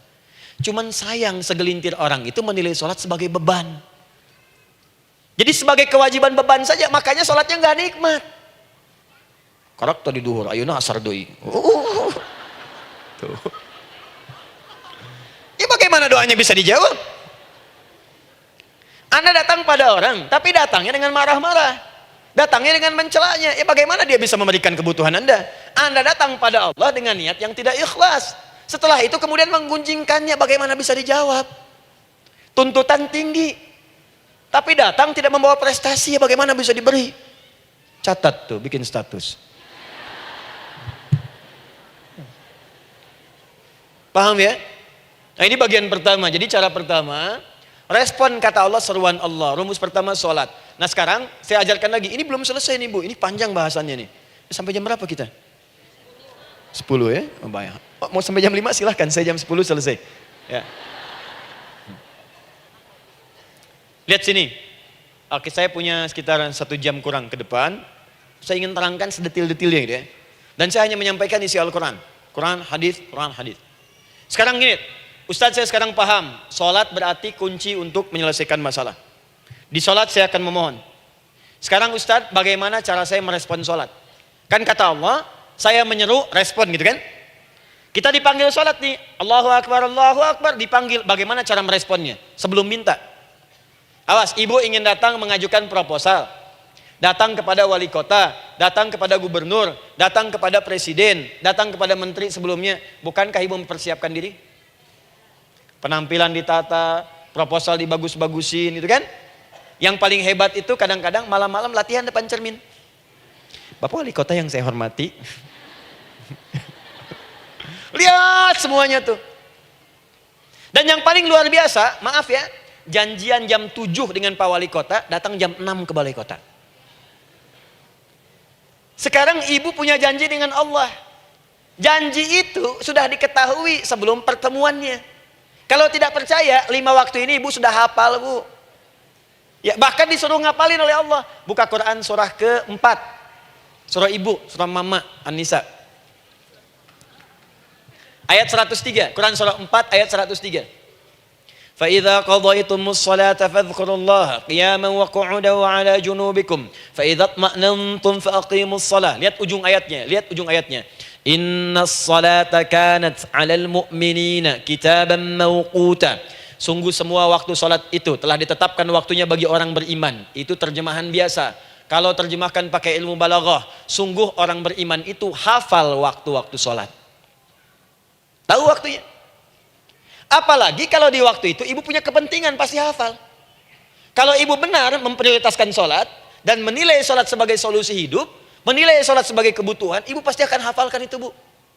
Nih ya, ibu dapat bagian arisan nih, bulan ini misalnya. Dan memang bagian jatah ibu, demi Allah saya katakan, sebulan sebelumnya ibu sudah hafal tanggalnya kapan. Bahkan di kalender tuh diwarnain. Papa, bagian mama nanti bulan ini. Tuh. Dicatat semua, di tempat siapa, jam berapa, datang dengan penuh keceriaan dan kebanggaan. Luar biasa. Hanya untuk urusan dunia yang itu habis gitu. Jika dia tidak meninggalkan ibu, ibu yang meninggalkan dia duluan. Sekarang 5 kali sehari semua diberikan, bahkan lebih daripada dunia dan seisinya. Harusnya sih wajarnya dihafalkan waktunya dan ibu hafal. Ayo, subuh jam berapa sekarang? Lihat sini, bukan ke atas. Ditutup tuh. Tuh, sana tuh. Subuh jam berapa? Ayo ngelihat ke sana, 4:43. Duhur jam berapa? Tuh, asar. Maghrib, isya. Itu kan kunci ibadah. Dan kunci ijabah, kunci ibadah, kunci ijabah. Di situ ada pengabulannya. Ini gimana mau minta, waktu permintaannya aja nggak hafal. Gimana mau bermohon, datangnya aja telat. Karena itu, bagaimana cara merespon seruan Allah? Diaturlah di Quran surah kedua ayat 152. Paling kanan sebelah bawah. Quran surah kedua ayat 152. Ibu masih ingat? Bukankah sholat disebut sebagai zikir? Masih ingat? Ya, di surah ke-20 ayat 14. Wa aqimis sholata lidzikri, tunaikan sholat sebagai zikir kepadaku. Sekarang lihat ya. Lihat ketentuan Allahnya. Kalau ibu dipanggil untuk sholat, dipanggil untuk zikir, cepat respon. Ibu cepat respon, Allah pun akan cepat merespon permintaan ibu. Lihat kalimatnya. Fadhkuruni adzkurkum. Fadhkuruni adzkurkum. Kalian mengingat saya, maka saya pun akan ingat dengan kalian.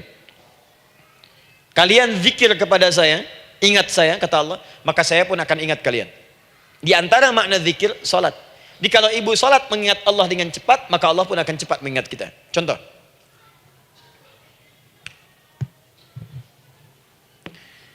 Saya ambil waktu subuh misalnya. Di Bandung 4-3-3. 4-4-3. Oh, lihat kesan lagi terjadi perbedaan pendapat. Ya. Ada yang 4-3-3, ada yang 4-3-4, ada yang 4-3-5 dan seterusnya. Yang ambil tengah-tengah lah, 4-3-5 misalnya. Orang 4-3-5. Lihat sini, fokus. Allahu Akbar, Allahu Akbar. 4-3-5. Dipanggil salat, diseru. Kan tadi rumusnya di Quran surah 2 ayat 186. Faliyastajibuli, kalau diseru cepat jawab, gitu kan? Nah, terus diseru 4-3-5 adzan. Allahu Akbar, Allahu Akbar. Begitu diseru, ibu langsung datang. Ya Allah, sudah adzan, seruan nih, saya siap-siap, saya ingin minta sesuatu. Nah, orang yang datang saat dia diseru Allah, dia pun datang kemudian untuk menyerunya, maka Allah pun akan menjawab apa yang ia mohonkan saat ia bermohon kepadanya. Perhatikan. Dipanggil oleh Allah lewat suara muadzin. Allahu Akbar, dia merespon cepat, siap salat. Maka dia pun ketika memanggil Allah, seketika Allah pun akan jawab padanya. Sesuai dengan kadar responnya. Dipanggil saat itu, dia menjawab. Maka Allah pun akan ingat kepadanya hanya saat dia memanggil saja. Di saat panggil, diingat. Panggil, diingat. Jelas? Ini yang hebat. Dipanggil 4-3-5. Allahu Akbar, Allahu Akbar. Dia sudah ingat dari sejak jam 3:45. Dia bangun jam 3. Bisa. Padahal belum dipanggil. Datang. Bahkan Masya Allah, melakukan warming up dulu. Tahajud. Istighfar. Baca Al-Quran sebelum dipanggil. Masya Allah Bu, ibu mau datang misalnya ke istana. Janjian jam 7, datang jam 6. Di situ ibu kerjakan yang baik-baik dulu. Wah, lihat. Terus kelihatan CCTV kan. Wah, ini orang bagus banget nih. Mulia, bagus. Sampah diambilin, disapu. Kelihatan. Itu ibu belum datang pun udah dipanggil duluan. Ada orang yang belum dipanggil sudah datang menghadap Allah. Tahajud dia, zikir dulu, istighfar dulu. Ini orang, maaf ya. Walaupun dia belum memanggil Allah, Allah sudah menyelesaikan semua persoalannya. Di orang-orang yang selalu ingat kepada Allah, walaupun Allah dalam waktu tidak memanggilnya, maka Allah akan mengingatnya sekalipun orang ini belum bermohon kepadanya. Maka ibu nanti akan temukan orang-orang yang langsung diselesaikan persoalannya oleh Allah bahkan sebelum dia bermohon kepadanya. Ada orang yang seakan gak punya masalah Bu. Bukan nggak punya masalah, sebab setiap dia punya masalah, masalahnya diringankan oleh Allah. Ini seakan-akan nggak ada beban. Ah, ini indah hidupnya. Enak. Butuh sesuatu, sebelum nyari, datang. Ada persoalan, senyum dikit, selesai. Orang macet mengeluh, bikin status, dia macet malah senang. Dan hatinya dilapangkan oleh Allah. Bayangkan ada janji rapat jam 9, setengah 9 masih macet. Diprediksi di Google akan sampai 2 jam lagi.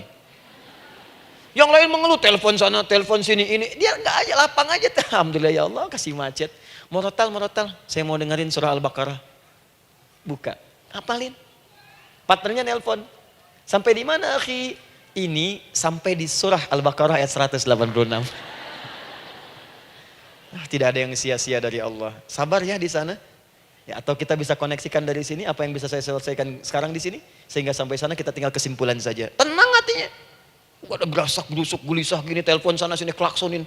Dasar lampu merah, lama, birunya sebentar. Padahal biru nggak ada, yang ada hijau kan. Jadi kalau sudah begitu enak, Bu. Yang perempuan ada di Quran Maryam. Maryam kan perempuan. Dan Maryam itu bukan nabi, bukan rasul. Ingin memberikan pesan kepada ibu, perempuan dimanapun. Tidak harus jadi nabi supaya doa cepat dikabulkan.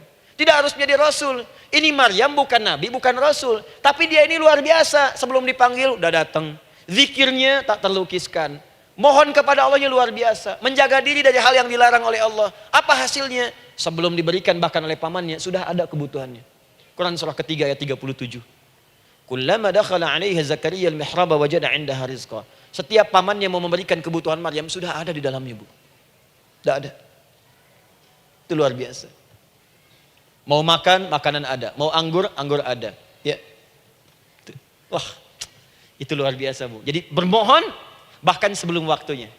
Sentuhlah ia tepat di hatimu, maka ia akan jadi milikmu untuk selamanya. Wah. Nah, itu doa tuh. Aduh, mana-mana. Paham? Tuh. Jadi kalau yang standar-standar saja itu biasa. Maka datang sebelum waktunya. Datang. Atau datang pas dipanggil. Standar. Jadi kalau 4.35 adzan, Allahu Akbar, Allahu Akbar. Ibu bangun. Siap sholat, siap sholat. Itu standar. Jangan dulu bahagia. Naikin lagi levelnya. Yang celaka itu ya ini nih. Dipanggil 4.35. Baru bangun 5.34.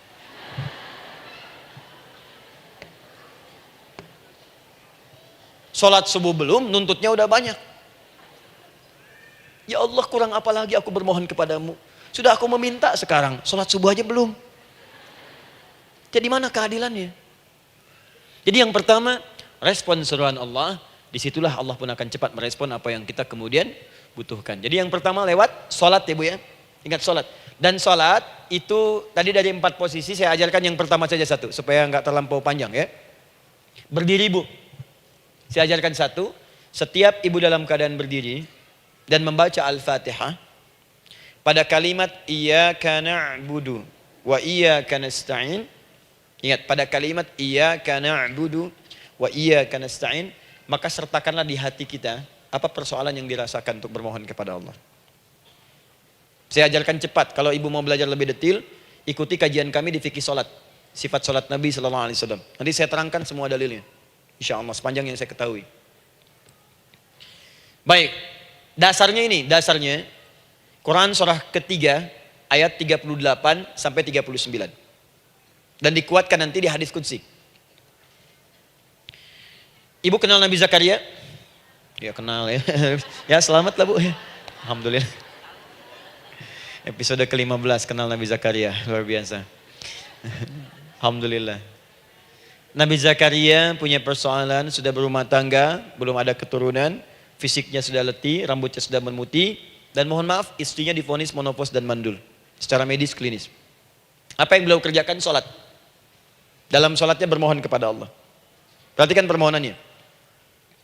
Qala rabbi habli min ladunka dzurriyyatan thayyibah. Ya hunalika da'a Zakaria rabbah. Qala rabbi habli min ladunka dzurriyyatan thayyibah. Innaka sami'ud du'a. Ya Allah, aku bermohon kepadamu, anugerahkan aku keturunan. Semua mengatakan aku gak mungkin punya keturunan. Hanya engkau yang tidak punya batas dalam pemberian. engkau pasti mendengar doa saya. Kalau pada yang maha mendengar tidak mengabulkan juga, lantas kepada siapa lagi aku mesti memohon? Doa ini dipanjatkan oleh beliau dalam keadaan sholat, sedang berdiri dalam sholatnya. Jadi ibu maaf ya, tolong jangan salah berpikir, semua nabi dan rasul, orang soleh sebelumnya itu sholat. Cuma kita lebih sempurna gerakan dan jumlahnya, sempurna. Orang dulu sholat. Nabi Musa sholat, Quran surah 20 ayat 14. Nabi Isa sholat, Quran surah 19 ayat 31 sampai 33. Nabi Ismail sholat, Quran surah 19 ayat ke-55. Semua sholat. Sholat. Nabi Zakaria saat punya masalah, sholat. Dalam berdirinya minta dalam sholatnya. Dari mana Ustadz tahunya beliau minta dalam berdiri dalam sholat? Ayat 39 ya baca. Quran surah ketiga ayat 39. Fanadatul malaika, maka doanya itu dijawab oleh Allah. Datang malaikat menyampaikan jawaban. Wa huwa qaimun yusalli fil mihrab. Sedangkan beliau masih berdiri dalam sholatnya di mihrab. Masih berdiri dalam sholat. Sholat. Di dalam sholat itu minta.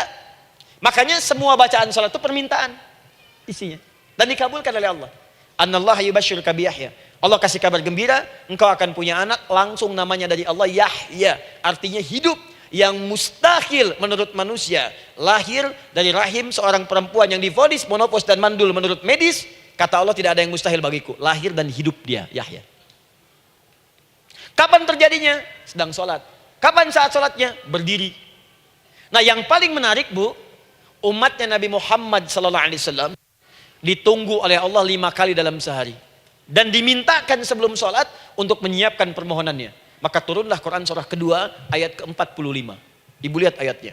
Wasta'inu bis-sabri was-shalah. Bahkan ditegaskan lagi di Quran surah kedua ayat 153, paling kanan sebelah bawah. Ya ayyuhalladzina amanu ista'inu bis-sabri was-shalah. Yang pertama enggak pakai panggilan iman. Wasta'inu, kata Allah, hei, kalau kamu punya masalah, jangan mengeluh, jangan berkeluh kesah, jangan terlampau banyak gelisah, cepat siapkan dirimu untuk menunaikan sholat. Siapkan permohonanmu, minta kepada aku lewat sholat. Kalau belum yakin, disebutkan imannya. Ya ayyuhalladzina amanu, hei orang-orang yang masih merasa punya iman, katanya punya iman. Jadi kalau ibu nggak mau minta lewat sholat, dipertanyakan imannya. Kamu punya iman nggak? Kata Allah, yakin nggak dengan saya? Kalau punya masalah jangan mengeluh. Datang pada saya minta, lewat sholat, saya panggil sholat minta. Kalau masih merasa punya iman. Tuh, iman kita tuh dipertaruhkan di situ. Nah sekarang, saya berikan rumus bahasanya. Allah memanggil kita dengan bentuk jama, perintah jama. Wasta'inu, wasta'inu. Itu bentuk perintah. Wasta'inu, bentuk perintah.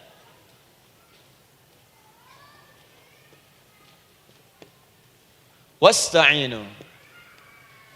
Dan jika kalian, perhatikan cara menerjemahkannya, dan jika kalian punya persoalan dalam hidup, punya kebutuhan, maka bergegaslah siapkan dirimu untuk minta kepadaku solusi. Wasta'inu, dan mintalah oleh kalian pertolongan, solusi. Bisabri wassalah. Pertama sabar dulu. Sebelum sholat, sabar dulu dengan itu. Tahan dulu. Terima dulu. Jangan mengeluh, terima dulu. Nanti dalam sholat minta solusi. Itu maksudnya. Punya masalah sekarang jam 9 lewat. Sabar, tahan dulu. Koreksi diri, istighfar, nanti zuhur minta. Atau duha sekarang sholat, datang ke masjid, sholat duha minta. Tahiyatul masjid minta sekarang. Sabar. Ini sabar, terima dulu. Jangan mengeluh, sabar. Ingat, terima, sabar. Karena Allah mustahil memberikan ujian masalah kalau kita tidak sanggup menerimanya. La yukallifullahu nafsan illa. Saya sering katakan bu ya, maaf kalau kalimat ini mungkin kurang berkenan, tapi kalimat ini nyata. Kalau ibu sekarang punya masalah seberat apapun, itu artinya hanya ibu yang sanggup untuk menerimanya. Saya tidak. Betul, karena itu persoalan itu dititipkan kepada ibu, bukan kepada seorang bernama Adi Hidayat. Ibu yang dipercaya. Ya ibu dipercaya oleh Allah. Kenapa ibu tidak yakin dengan itu? Karena cuma ibu yang bisa mengatasi. Ibu yang mampu, saya tidak. Karena itu dititipkan pada ibu. Kaidahnya la yukallifullahu nafsan illa wus'aha. Allah nggak akan berikan beban ujian masalah kalau dia nggak mampu. Artinya kalau saya nggak mampu, saya nggak dikasih. Ibu mampu, ibu diberi. Jangan mengeluh. Kenapa mesti saya ya Allah? Kamu mampu.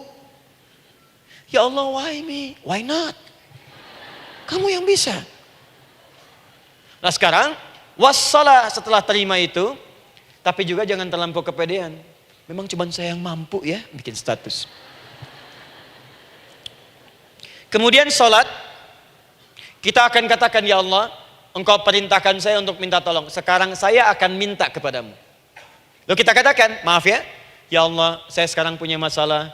Saya ingin bermohon kepadamu. Saya ingin minta kepadamu, ya Allah. Saya mohon, ya Allah. Maaf Bu ya, maaf ya, sebentar. Ibu kalau punya masalah sedikit atau banyak?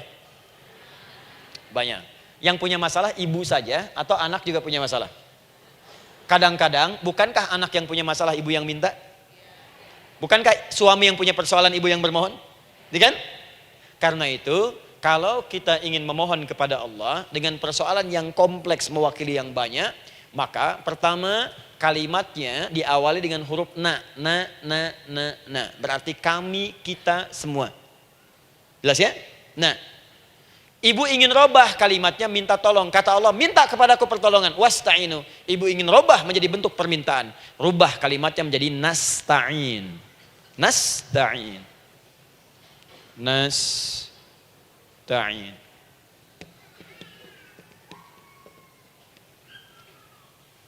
Wasta'inu nasta'in. Minta kepada siapa tadi? Allah. Boleh minta kepada selain Allah? Tidak. Hanya kepada Allah saja? Hanya kepada Allah saja. Hanya kepadamu ya Allah. Tidak kepada yang lain. Maka kalimatnya menjadi iyyaka. Iyyaka. Hanya kepadamu saja ya Allah. Engkau berjanji kalau ada masalah minta aku berikan. Sekarang hanya kepadamu saja ya Allah aku bermohon. Maka kalimatnya namanya iyyaka nasta'in. Sekarang saya tanya kepada ibu, apakah dalam sholat ibu membaca kalimat iyyaka nasta'in? Tuh. Saya mau tanya, ibu bacanya saat ruku atau saat sujud? Berdiri. Gak ada orang ruku baca kalimat ini. Allahu Akbar, iyyaka na'budu wa iyyaka nasta'in. Berdiri. Iyyaka na'budu wa sekarang saya bacakan hadis qudsinya. Tersambung dari Nabi sallallahu alaihi wasallam. Qala Rasulullah sallallahu alaihi wasallam, qala Allah azza wa jalla. Allah langsung yang berfirman lewat hadis qudsi. Perhatikan bahasanya.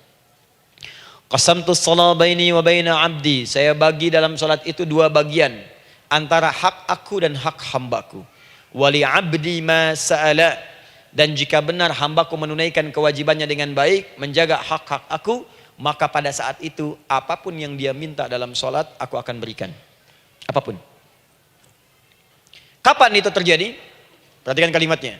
Idza qala al-'abdu, kalau hamba mulai membaca dalam sholatnya, Alhamdulillahi Rabbil Alamin. Alhamdulillahi Rabbil Alamin. Qala Allah Azza wa Jalla, seketika Allah menjawab, Hamadani abdi, hambaku sedang memujiku. Ibu ingat baik-baik Bu ya. Ingat baik-baik. Setiap ibu baca Al-Fatihah dalam sholat itu Allah memperhatikan dan menjawab bacaan ibu. Tadi masih ingat ketika saya katakan wa idza sa'alaka ibadi anni fa inni qarib, Allah itu dekat. Ya. Wa idza qala al-'abdu ar-rahmanir rahim, kalau hamba melanjutkan ar-rahmanir rahim, qala Allah azza wa jalla, Allah langsung menjawab athna alayya 'abdi, hambaku sedang menyanjungku. Wa idza qala al-'abdu maliki yaumiddin, ketika hamba berkata maliki yaumiddin, qala Allah azza wa jalla, Allah menjawab majjadani 'abdi, hambaku sedang mengagungkanku. Sekarang perhatikan kalimat ini. Wa idza qala al-'abdu, jika seorang hamba berkata iyyaka na'budu wa iyyaka nasta'in, ya Allah, sekarang hamba salat ibadah atas perintahmu. Dan hamba minta ya Allah, hamba punya masalah, hamba punya persoalan dan kau janjikan minta dalam sholat. Qala Allah azza wa jalla, Allah jawab, hadza baini wa baina abdi, inilah perjanjian aku dengan hambaku. Wali abdi, kalau hambaku benar sholatnya sampai bacaan ini, masalah apapun yang dia minta sekarang aku akan kabulkan. Dalam berdiri. Cuman sayang, kadang-kadang dalam keadaan ini banyak yang tidak minta. Maka caranya saya sampaikan yang pertama, kalau ibu sudah sampai ke bacaan ini, iyyaka na'budu wa iyyaka nasta'in, sertakanlah dalam hati ibu. Gak usah dilafadzkan. Sertakan ibu punya masalah apa. Atau secara umum minta solusi. Minta. Nabi itu kalau sholat, Nabi SAW kalau sholat, Itu kalau baca ayat-ayat Quran, itu seringkali berhenti, Bu. Sering berhenti. Kalau dalam ayat doa, beliau berhenti, mohonkan dengan baik. Kalau ayat-ayat surga, minta supaya umatnya ke surga. Ayat-ayat neraka, mohon supaya umatnya dibebaskan dari neraka. Minta. Kesaksiannya banyak. Hudzaifah al-Yamani pernah salat di belakang Nabi, begitu. Abdullah bin Mas'ud radhiyallahu ta'ala anhu salat di belakang Nabi, begitu. Ubay bin Ka'ab radhiyallahu ta'ala anhu salat di belakang Nabi, begitu. Di kesaksian mereka sama semua. Makanya seringkali itu nggak sadar, enak salat dengan Nabi itu. Nyaman. Kalau baca ayat surga seakan-akan pengen cepat ke surga. Kalau baca ayat doa berdoa, jadi nggak sadar. Rakaat pertama 100 ayat aja Al-Baqarah. Ya, kadang-kadang lewat ke Ali Imran. Pernah rekornya 5 juz 4 halaman, An-Nisa ayat 176 baru berhenti. Ya walaupun besoknya nggak pada ikutan lagi. Ya, karena merasa ini kapan rukunya gitu, sekarang atau nanti, sekarang atau nanti. Tapi enak. Nah, saya ajarkan satu hal, kalau kita sampai pada bacaan Al-Fatihah tadi, jeda sejenak, Bu, rasakan itu, minta. Minta. Setelah itu, Allah ajarkan satu lafaz, kalau lafaz ini benar dibacakan oleh Ibu, benar dibacakan, maka seketika doa akan dijawab. Langsung dikabulkan. Apa bacaan itu? Nanti dalam pelajaran selanjutnya kita akan bahas ya, insya Allah. Masih ada waktu? Oh ya, kalau masih kita bahas ya. Masih. Ada sesi mau jawab pertanyaan dulu, diskusi dulu, atau saya teruskan sebentar? Teruskan ya. Baik, kalau kita sampai jam 10, saya jeda sampai ke 9.45. Jadi 15 menitnya kita bisa diskusi ya. Baik. Apa lafaz yang kita bisa mohonkan? Teruskan ayatnya. Ihdinas siratal mustaqim. Ihdinas siratal mustaqim. Ihdinas siratal mustaqim. Ini Bu, nanti Ibu lihat dalam kajian tafsir yang kami sampaikan, juga dalam kajian fikih salat saya bahas dengan detail. Di sini singkat saja, singkat padat. Ihdina itu, ya Allah berikan kami hidayah, berikan kami jalan, berikan kami petunjuk, tunjukkan kami jalan yang lurus. Kalimat ihdina asalnya dari kata hidayah. Hidayah, jamaknya hudan. Ihdina, berikan kami hidayah. Berikan kami hudan. Kalau tunjukkan kami jalan yang lurus, itu terjemahan Bu. Terjemahan. Kalau Ibu ingin makna tafsir per huruf, per kalimat, bahkan per harokat, itu semua ada maknanya. Karena semua kalimat Quran itu mukjizat. Ihdina dari kata hidayah, hudan. Berikan kami hidayah. Hidayah dalam bahasa Arab itu banyak maknanya. Bisa solusi dari semua persoalan. Bisa jalan menuju kemudahan. Bisa kesuksesan. Bisa petunjuk. Banyak. Kalau dikumpulkan namanya hudan. Hudan. Makanya Al-Quran disebut hudan. Karena di Quran ada semua. Solusi ada, petunjuk ada, kemudahan ada. Dzalikal kitabu la raiba fi hudal. Al-Quran hudan. Syahrul Ramadan alladzi unzila fihi al-Quran hudan linnas. Isi Quran semua hudan. Di situ ada solusi. Di situ ada petunjuk. Di situ ada kemudahan. Kalau kita ingin minta semua itu, kalimatnya dikatakan fi'il amr lit talab, permohonan dalam bentuk kalimat permintaan. Ihdina, berikan kepada kami hudan. Kalau sudah mengatakan ihdina artinya minta solusi, minta kemudahan, minta petunjuk. Jadi ketika Ibu mengucapkan kalimat ihdinas siratal mustaqim, itu artinya ya Allah berikan kepada kami solusi dari masalah yang sedang saya hadapi. Berikan petunjuk dari persoalan yang sedang saya jalani. Berikan kemudahan ya Allah dari kesulitan yang tengah saya hadapi. As-siratal mustaqim, yang lurus, yang gampang. Karena jalan yang gampang itu lurus, gak berkelok Bu. Langsung ke tujuan. Saya mau ke sini jalannya belok-belok, gak langsung kan gak enak. Ibu mau ke satu undangan, jalannya belok sini, belok sini, belok sini, belok sini. Kelokan 9, kelokan 7, kelokan 8. Ya. Kan rasanya berliku. Ibu ingin mendapatkan solusi, tapi dilempar-lempar. Ke sini dulu, berkelok. Sini dulu, sini dulu, sini dulu. Kenapa nggak Ibu lurus dapatkan langsung? Dalam bahasa Arab, apalagi kalimat yang fasih, mendapatkan sesuatu dengan gampang, dengan mudah. As-siratal mustaqim, lurus ke tujuan, cepat, mudah. Apalagi ke surga nanti, tunjukkan kami jalan yang lurus, yang benar. Hak dari Allah dan mudah didapatkan. Itu maksudnya. Ini bukan sekedar tunjukkan jalan yang lurus, solusi yang mudah, yang gampang, yang cepat. Paham di sini ya? Seperti orang-orang dulu mendapatkannya. Siratal ladzina an'amta 'alaihim. Seperti orang dulu mendapatkan semua kenikmatan ketika mereka bermohon kepadamu ya Allah. Siapa mereka? Ada 4 golongan disebutkan di Quran surah keempat ayat 69. Ada para nabi, orang-orang jujur siddiqin, para syuhada dan orang-orang soleh. Ya, wa may yuti'illaha wa rasul fa ulaika ma'al ladzina an'ama Allahu 'alaihim minan nabiyyina was-siddiqina wasyuhada was-shalihin. Para nabi dulu berdoa, ya Allah, saya ada masalah, dikabulkan. Kita minta, ya Allah, sekarang saya berdoa, tolong kabulkan seperti nabi-nabi dulu dikabulkan. Nabi Ayub sakit, berdoa dikabulkan. Kita sakit, dikabulkan. Nabi Ibrahim ada ujian, dikabulkan. Nabi Ibrahim punya ujian dengan anak. Kita ada ujian dengan anak, minta dikabulkan. Anak-anak berselisih, ada yang dendam, yang iri. Seperti anaknya Nabi Yakub. Nabi Yakub berdoa, dikabulkan. Kita minta, dikabulkan. Ada syuhada, berdoa, dikabulkan. Kita minta, dikabulkan. Orang soleh berdoa, minta, dikabulkan. Kita minta, dikabulkan. Ya Allah, seperti engkau kabulkan doa orang-orang dulu yang melahirkan nikmat, mohon kabulkan kami yang minta sekarang dan mendapatkan kenikmatan itu. Itu maksudnya. Ya, siratal ladzina an'amta 'alaihim. Siapa an'amta 'alaihim di sini? Ulaikal ladzina an'amallahu 'alaihim. Sama persis kalimatnya. Minan nabiyyina was-siddiqina wasyuhada'i was-shalihin. Ini jangan diartikan sebatas terjemahan. Walaupun di musim haji sekarang itu bisa dipakai. Saya tugas 2010 di Mekah. Ada jemaah kesasar, lupa maktab. Kemudian ingin balik, nggak tahu jalan. Dia ketemu askar. Askar nggak bisa bahasa Indonesia, dia nggak bisa bahasa Arab. Tapi dia hafal Al-Fatihah. Datang kepada askar, dia tunjukkan gelangnya. Pak, ihdinas siratal mustaqim. Tunjukkan saya jalan yang lurus. Bikin gelang. Askar gak bisa bahasa Indonesia. Dikasih bahasa Arab gak paham-paham. Tapi askar ini pun cerdas. Dia tunjuk, dia lihat gelangnya. Oh, maktab sana. Siratal ladzina an'amta 'alaihim ghairil maghdubi 'alaihim waladdallin. Lurus, jangan belok-belok. Kalau belok nanti engkau tersesat atau dicaci maki orang. Maghdub ya dicela orang. Dhalin tersesat, kan? Jangan dicela, jangan sesat, lurus. Tapi kalau dalam berdoa dalam sholat minta di hati hadirkan. Jelas ya? Nah, itu posisi pertama. Jadi pertama minta lewat sholat. Yang kedua cepat rajin istighfar, Bu. Saya cepat ya, rajin istighfar. Saya ada 7 menit lagi. Ibu rajin istighfar. Astaghfirullah, astaghfirullah, astaghfirullah, astaghfirullah. Itu yang paling singkat. Astaghfirullahaladzim, astaghfirullahaladzim, astaghfirullahaladzim. Itu yang menengah. Astaghfirullahaladzim, alladzi la ilaha illa huwal hayyul qayyum wa natubu ilaihi. Astaghfirullahaladzim, alladzi la ilaha illa huwal hayyul qayyum wa natubu ilaihi. Astaghfirullahaladzim, alladzi la ilaha illa huwal hayyul qayyum wa natubu ilaihi. Itu yang cukup panjang. Ibu rajin istighfar.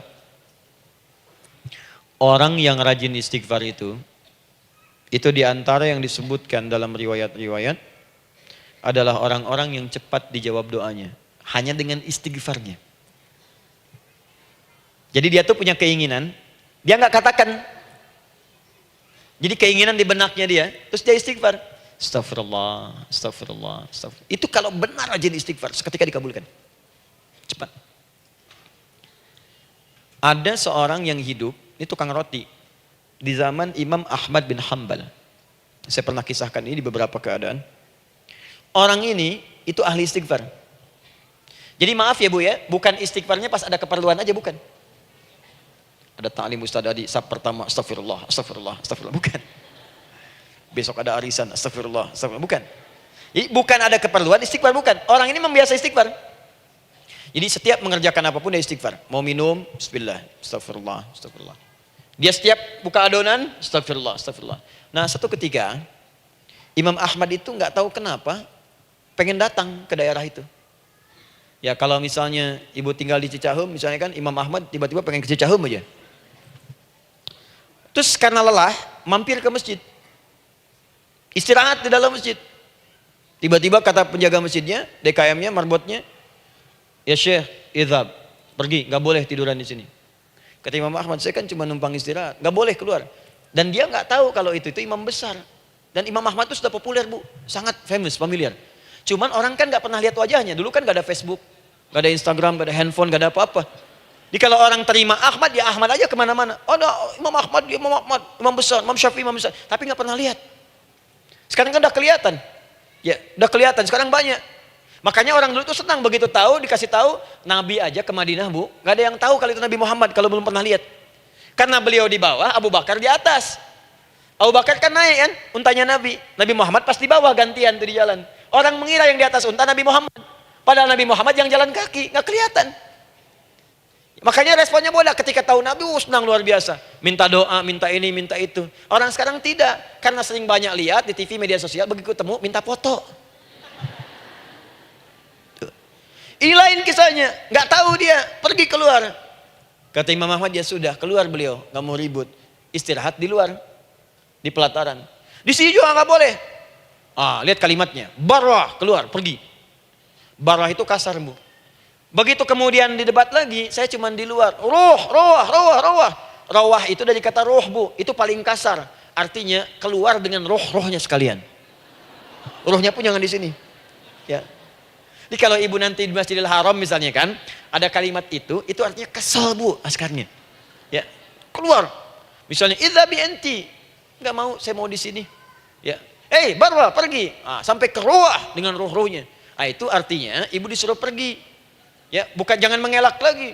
Rawah. Saya bukan rawah, saya rohayati. Suruh pergi. Pergi. Imam Ahmad pergi tuh akhirnya.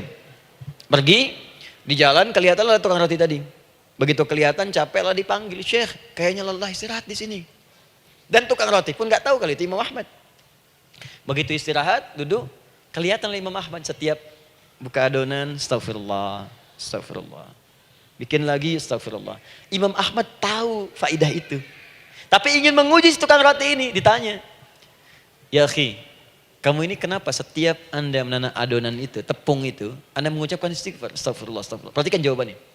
Wallahi demi Allah, tidak pernah saya beristighfar dalam setiap aktivitas saya, kecuali Allah selalu mengabulkan doa yang saya mohonkan. Di setiap minta, astagfirullah, itu dikabulkan. Cuman satu yang sampai sekarang belum terkabul. Apa itu kata Imam Ahmad? Saya ini selalu bermohon kepada Allah, ya Allah, mohon sebelum saya wafat atau setelah ia wafat, pertemukan saya ya Allah dengan Imam Ahmad bin Hambal. Sebelum saya yang wafat atau Imam Ahmad. Kata Imam Ahmad, astagfirullah. Allahu Akbar. Itu mungkin yang memperjalankan saya kemari. Tiba-tiba pengen ke sini, sampai diusir keluar dari rumah Allah dari masjid, sampai di sini karena istighfar Anda. Sayalah Imam Ahmad bin Hambal. Astagfirullah. Imam Ahmad ke situ datang. Tolong jangan lakukan pada saya. Salah di hidayat ya Allah. Astagfirullah. Saya jawab lagi dari sana. La haula wala quwata illa billah. Ini istighfar. Nah, kapan istighfar yang baik? Istighfar yang baik dilakukan setelah tahajud sebelum fajar. Saya ulang ya. Setelah tahajud sebelum fajar. Dalilnya Quran surah ke-51 ayat 18. Baca dari ayat 15 sampai 18-nya. Jadi ibu kalau mau seperti itu, rajin tahajud dulu, Bu. Tahajud. Setelah itu biasakan istighfar. Itu latihan dulu, itu baru latihan. Ingat ya, istighfar menjelang fajar di waktu sahar, itu baru latihan. Astagfirullah. Nanti kalau sudah banyak latihan, ibu akan refleks. Mau duduk masuk mobil, astagfirullah. Duduk mau makan, astagfirullah. Ya, kadang-kadang ibu mau ambil handphone, astagfirullah. Itu refleks di lisan kita keluar. Ahli istighfar itu nggak direncanakan keluar di lisannya. Astagfirullah. Kalau sudah seperti itu, berbahagialah. Karena apapun kadang ibu inginkan, sepanjang itu ibu butuhkan, seketika dikabulkan. Ya. Yang ketiga, yang terakhir. Sudah 9:45, boleh sedikit? Ya, yang terakhir ya, terakhir. Jangan khawatir, setelah ini selesai. Jangan khawatir. Yang ketiga, ini amalan yang paling dahsyat. Jadi yang pertama minta dikabulkan. Yang kedua baru istighfar dikabulkan. Yang ketiga nggak ngapa-ngapain dijawab. Artinya baru terbersit, ada keinginan jawab seketika. Amalan yang ketiga ini adalah amalan yang dikerjakan karena cinta kepada Allah Subhanahu wa taala. Mahabbatillah, kecintaan kepada Allah. Amalan yang dikerjakan karena cinta kepada Allah Subhanahu wa taala. Amalannya mencintai Allah.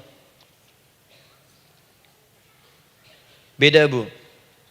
Salat dengan cinta dibandingkan dengan sholat karena memenuhi kebutuhan atau kewajiban saja, itu akan lain. Ibu kalau benar-benar mencintai Allah, maka dalam sholat pun persiapannya akan beda. Saya beri contoh gini ya. Dari pakaian akan lain kata Al-Quran. Quran surah 7 ayat 31. Ya bani Adam khudhu zinatakum inda kulli masjid. Hei anak cucu Adam, kalau ada panggilan dari masjid, kenakan pakaian terindahmu. Di orang-orang yang mencintai Allah saat akan sholat, dia akan perhatikan dari pakaiannya. Jauhkan dari yang haram. Terus cari yang paling baik yang dia kenakan. Gak akan sembarangan. Kalau ibu pakai mukena juga cari mukena yang paling indah. Bukan karena pengen dilihat orang. Karena ingin Allah menyaksikan sholat ibu dalam keadaan yang sempurna. Wudu. Wudu itu hati-hati gitu. Quran surah ke-5 ayat ke-6. Ya ayyuhalladzina amanu idza qumtum ila shalah faghsilu wujuhakum wa aydiyakum ilal marafiq wamsahu bi ru'usikum wa arjulakum ilal ka'bain. Jadi kalau ada orang beriman mencintai Allah, mau sholat dia mau wudu, wudunya enggak akan sembarangan, Bu. Cuman basuh. Ya, bagian kepala juga harusnya kepala, dia rambut, takut selesai. Sampai ke kaki cuma disodorkan di keran, beres. Itu sih, anak kecil juga bisa. Orang ini lain. Dia akan pelan-pelan dilihat secara sempurna. Hati-hati, kerjakan karena Allah, karena ingin baik. Kalau orang sholat, hanya kebutuhan saja, maka yang penting dia takbir sampai salam selesai. Tapi ini tidak, dia akan pelajari bagaimana Nabi mengajarkan sholat yang benar. Bagaimana bacaan saya benar. Dia belajar ngaji supaya benar bacaan Fatihahnya. Dia belajar dengan baik supaya khusyuk di dalam sholatnya. Dia pahami satu-satu. Apa artinya Allahu Akbar? Apa artinya Subhana Rabbiyal Azim? Apa artinya Subhana Rabbiyal A'la? Apa artinya Sami Allahu liman hamidah? Dipahami. Di begitu dia sholat baru takbir sudah paham isinya. Jika ada orang seperti ini, dia mengerjakan apa yang Allah perintahkan karena cinta dengan Allah. Dia berzakat karena ingin mencintai Allah. Dia berinfak karena cinta dengan Allah, bukan karena uangnya. Pokoknya kalau orang cinta itu, Bu, setiap pecinta, dia akan memberikan apapun pada yang dicintai. Walaupun tak diminta. Dan pecinta itu sifatnya, kalau yang dicintainya senang sesuatu, akan otomatis ikut senang. Ibu misalnya senang ya dengan pasangan sebelum menikah. Pasangan senang kucing, ibu akan terpaksa senang kucing. Ibu cinta dengan anak, semua akan diikuti apa yang diinginkan. Seperti itu, cinta itu butuh pembuktian. Karena itu sering saya katakan pada akhwat ya yang belum menikah, yang masih muda-muda belum menikah, cinta itu butuh pembuktian. Jadi jangan percaya kalau ada orang yang bicara di lisannya nggak ada buktinya. Aku akan seperti Dilan membawamu dalam motorku. Katakan padanya, aku tak butuh dengan rayuan kata-katamu. Itu hanya angin surga. Yang kubutuhkan, tuliskan namaku di buku nikah kita. Wah, catat. Itu caranya. Main ke Taman Dilan, cuman boncengan. Seakan dunia milik berdua, yang lain nggak ada. Gombal. Udah ya? Jelas? Jadi amalan yang ketiga ini kerjakan karena Allah. Saya mau contohkan satu. Ibu pernah dengar Imam Malik bin Anas? Pernah ya? Gurunya Al-Imam Asy-Syafi'i, Imam Malik bin Anas, lahir di kisaran tahun 94-95 Hijrah. Siap, Kang Dan. Wah, ini terakhir nih, saya tutup nih. Benar-benar terakhir, betul-betul. 10 menit lagi kalau ada nanti tanya jawab, sedikit. Imam Malik ini, Bu, itu Masya Allah. Saking cinta pada Allah dan Rasul, itu tidak pernah, jangankan sholat. Dalam beliau memberikan fatwa pun, akan mencari pakaian yang paling bagus. Paling indah. Dan beliau menjaga adab dalam menyampaikan kalimat Nabi pun, itu luar biasa. Sampai satu kali pernah pakai jubah bagus, indah, ada lebah menyengat di kepalanya, sedang menyampaikan hadis, saking hormatnya terhadap hadis Nabi, lebah itu dibiarkan menyengatnya.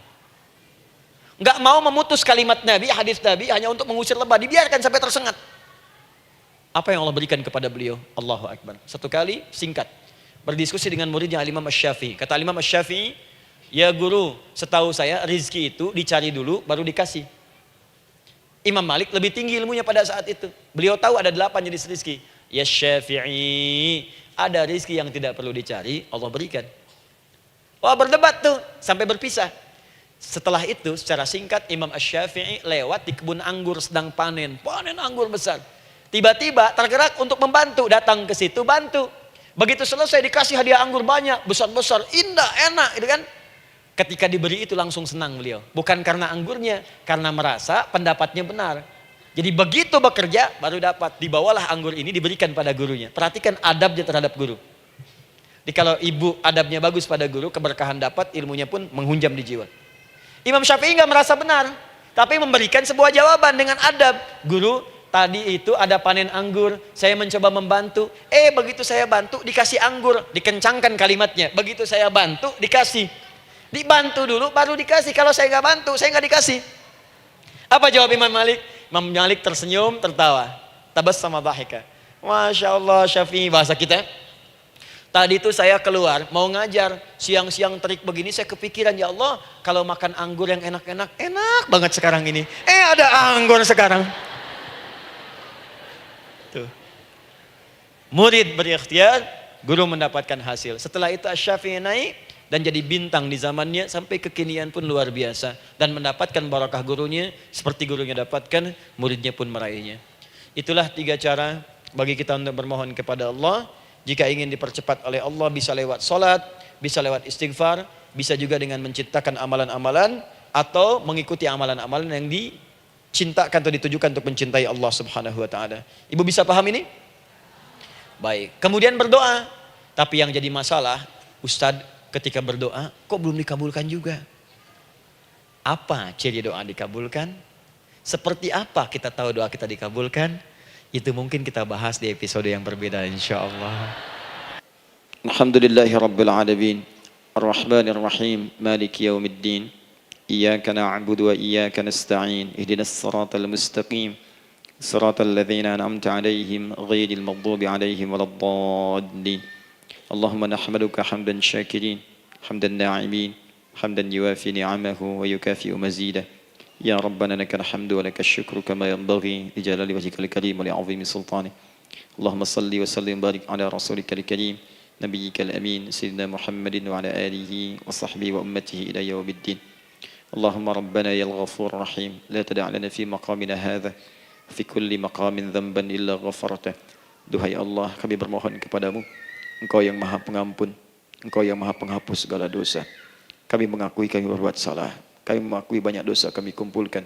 Maka kami mohon kepadamu ya Allah, jangan biarkan ada satu orang pun berada di sekitaran majlis ta'lim ini, kecuali sebelum ia pulang Engkau telah ampuni segala dosa-dosanya. Engkau telah gugurkan dan hapuskan segala dosa-dosanya. Wala hamman illa farajtah. Ya Allah, jika ada satu orang pun di antara jamaah saat ini yang merasakan kegelisahan dalam hatinya, jangan biarkan dia meninggalkan area majlis ta'lim ini kecuali Engkau telah tenangkan keadaan hatinya. Allahumma wala maridan illa syafaitah. Jika ada di antara kami yang tengah Engkau uji dengan penyakit seberat apapun, maka mohon angkat dan sembuhkan segala penyakitnya. Allahumma wala dainan illa qadaitah.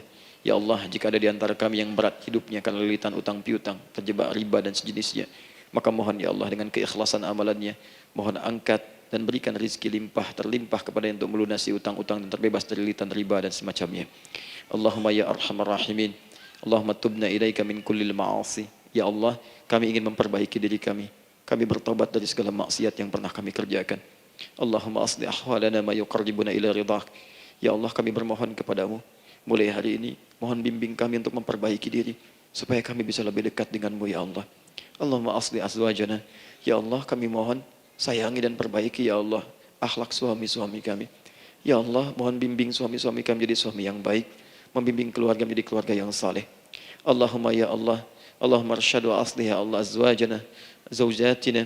Ya Allah, demikian dengan istri-istri kami ya Allah. Jadikan mereka perempuan-perempuan yang salihah, bimbing menjadi ibu-ibu yang baik. Allahumma abnana, auladana, dzurriyyatina. Allahumma aslih lahum ya arhamar rahimin yakunu salihin, liyakunu su'ada fid dunya wal akhirah. Ya Allah, anak-anak kami, cucu-cucu kami khawatir berpisah dengan mereka di akhirat nanti. Kami mohon ya Allah, jika memang ada maksiat yang mereka kerjakan karena dosa-dosa kami mohon ampun ya Allah. Perbaiki anak-anak kami, bimbing cucu-cucu kami ya Allah. Jadikan mereka anak-anak saleh, anak-anak yang bisa memberikan mahkota kepada kami di akhirat ya arhamar rahimin. Kami malu dengan anak orang lain yang telah hafal Al-Quran. Kami malu dengan anak orang lain yang telah mampu tahajud. Kami malu dengan anak orang lain yang telah bisa membaca Al-Quran dengan baik. Sedangkan anak kami masih sibuk dengan dunia ya Allah. Kami takut bila wafat tidak bisa memberikan petunjuk kepada mereka dengan izin-Mu. Allahumma ya arhamar rahimin. Allahumma idza kana hunalika baqiyati ayyamina faj'al baqiyata ayyamina ya Allah hayatan thayyibah. Duhai Allah, kami bermohon kepadamu, jika memang terbentang masa kehidupan bagi kami sampai dengan hari esok, maka mohon jadikan sisa-sisa hidup kami lebih baik daripada hari-hari yang sebelumnya. Wa idza kana hadzal yaum min akhir ayyamina faj'al ya Allah hadzal yaum husnal khatimah. Ya Allah, kami mohon jika memang hari ini adalah hari terakhir kami hidup dan harus kembali kepadamu untuk wafat, mohon jadikan di hari ini kami husnul khatimah. Allahumma qawwi lisanana ila kulli kalimat at-tauhid la ilaha illallah Muhammadur Rasulullah. Ya Allah, kami mohon jika kelak kami akan wafat, ringankan lisan kami untuk mengucapkan kalimat tauhid la ilaha illallah Muhammadur Rasulullah. Wa ajib kalimatan bi qaulika ya ayyatuhan nafsul mutmainnah irji'i ila rabbika radiyatan mardiyah fadkhuli fi ibadi wadkhuli jannati. Ya Allah, kami mohon kelak nanti dalam sakaratul maut nanti, jika kami bermohon kepadamu dengan kalimat tauhid la ilaha illallah, mohon jawab kalimat kami ya Allah dengan panggilanmu yang indah. Ya ayyatuhan nafsul mutmainnah, hai jiwa yang sudah tenang, irji'i ila rabbika radiyatan mardiyah, hai cepat pulang menghadap kepada Rabbmu. Hai cepat pulang menghadap kepada Rabbmu. Hai cepat pulang menghadap kepada Rabbmu. Aku ridha dengan semua amalmu, engkau pun akan ridha dengan semua pemberianku. Adkhuli fi ibadi wadkhuli jannati. Engkau aku masukkan dalam golongan hambaku, aku siapkan surga untuk menyambutmu. Allahumma ishtaqna bi Rasulillah sallallahu alaihi wasallam. Ya Allah, kami rindu sekali dengan Rasulullah sallallahu alaihi wasallam. Lam na'ish ma'ahu fil hayat wa lam narahu fil manam. Kami belum pernah hidup bersama beliau di dunia, tidak mampu menatapnya di alam mimpi. Maka mohon ya Allah, jangan biarkan kami berpisah dengan Rasulullah di akhirat nanti ya Rabbal Alamin. Jumpakan kami dengan Rasulullah di Taman Firdausmu yang paling indah. Allahumma ya arhamar rahimin. Allahumma rizqil yusra ya Allah. Likulil hujjaj. Ya Allah, anugerahkan kemudahan, kelapangan kepada para jemaah haji yang berhaji tahun ini ya arhamar rahimin. Allahumma taqabbal minhum ya Allah hajjahum, sa'yahum sa'yan mashkura, wa dhanbahum dhanban maghfura, wa tijaratahum tijaratan lan tabur. Ya Allah, jangan sia-siakan pengorbanan fisik mereka, biaya mereka, waktu mereka, tenaga mereka, emosi mereka. Terima haji mereka ya Allah. Jadikan sa'i mereka berhasil, tawaf mereka benar. Jadikan seluruh manasik yang kau ridhai ya arhamar rahimin. Allahumma ya Allah, rizq rizqan hasanan tayyiban liyahujju kulla man lam yahujj ya arhamar rahimin. Ya Allah, bagi kawan-kawan kami, kerabat kami, saudara kami, tetangga kami yang belum berhaji, maka anugerahkan kemudahan bagi mereka untuk berhaji ya Allah. Anugerahkan kelapangan untuk berhaji ya Allah. Sekalipun memang tidak terbuka kesempatan itu, maka mohon anugerahkan sifat mabrur kepada kami sekalipun tidak mendapati ibadahnya. Allahumma ya arhamar rahimin.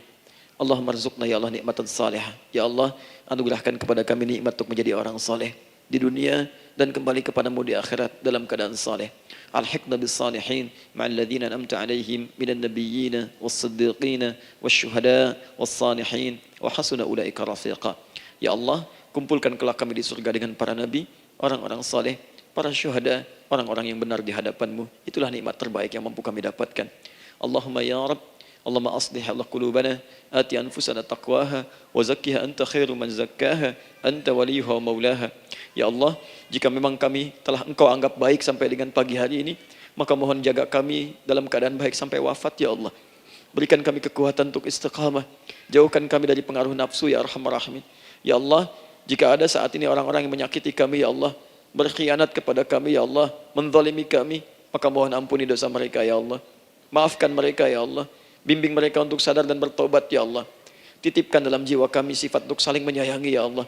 Titipkan dalam jiwa kami sifat untuk saling memaafkan ya Allah. Titipkan dalam jiwa kami sifat untuk bisa memperhatikan ya Allah. Allahumma ya Rabb, Rabbana atina fid dunya hasanah wa fil akhirati hasanah wa qina adzabannar. Bifadlika subhana rabbika rabbil izzati amma yasifun. Wassalamun alal mursalin wa akhiru da'wana alhamdulillahi rabbil alamin. Sebelum saya akhiri dengan doa kifaratul majlis dan salam, saya ingin ucapkan terima kasih pada seluruhnya untuk ta'lim kita di pagi hari ini. Semoga Allah menerima semuanya dan semoga Allah muliakan. Dan terkhusus juga untuk Kang Daan, terima kasih untuk kali ini dan semoga istiqamah dalam kebaikan dan Masya Allah amin, amin. Beliau menginspirasi dan saya ingin menjadikan juga beliau sahabat dalam kehidupan untuk seluruhnya. Amin. Dan sahabat terbaik selalu memberikan yang terbaik untuk sahabatnya. Karena itu di pagi hari ini saya ingin sampaikan kepada Bapak Ibu sekalian, Bapak mungkin yang hadir, Ibu yang hadir, saya ingin berikan pada sahabat saya satu anugerah yang mungkin Allah titipkan. Saya akan ajak Kang Daan untuk menunaikan ibadah umrah dengan saya di bulan September insya Allah. Saat kami akan berangkat pada tanggal 9 September tahun 2019. Saya kira itu dan semoga bermanfaat insyaallah. Jazakallah khairan. Baik. Semoga Allah muliakan untuk semuanya. Terima kasih.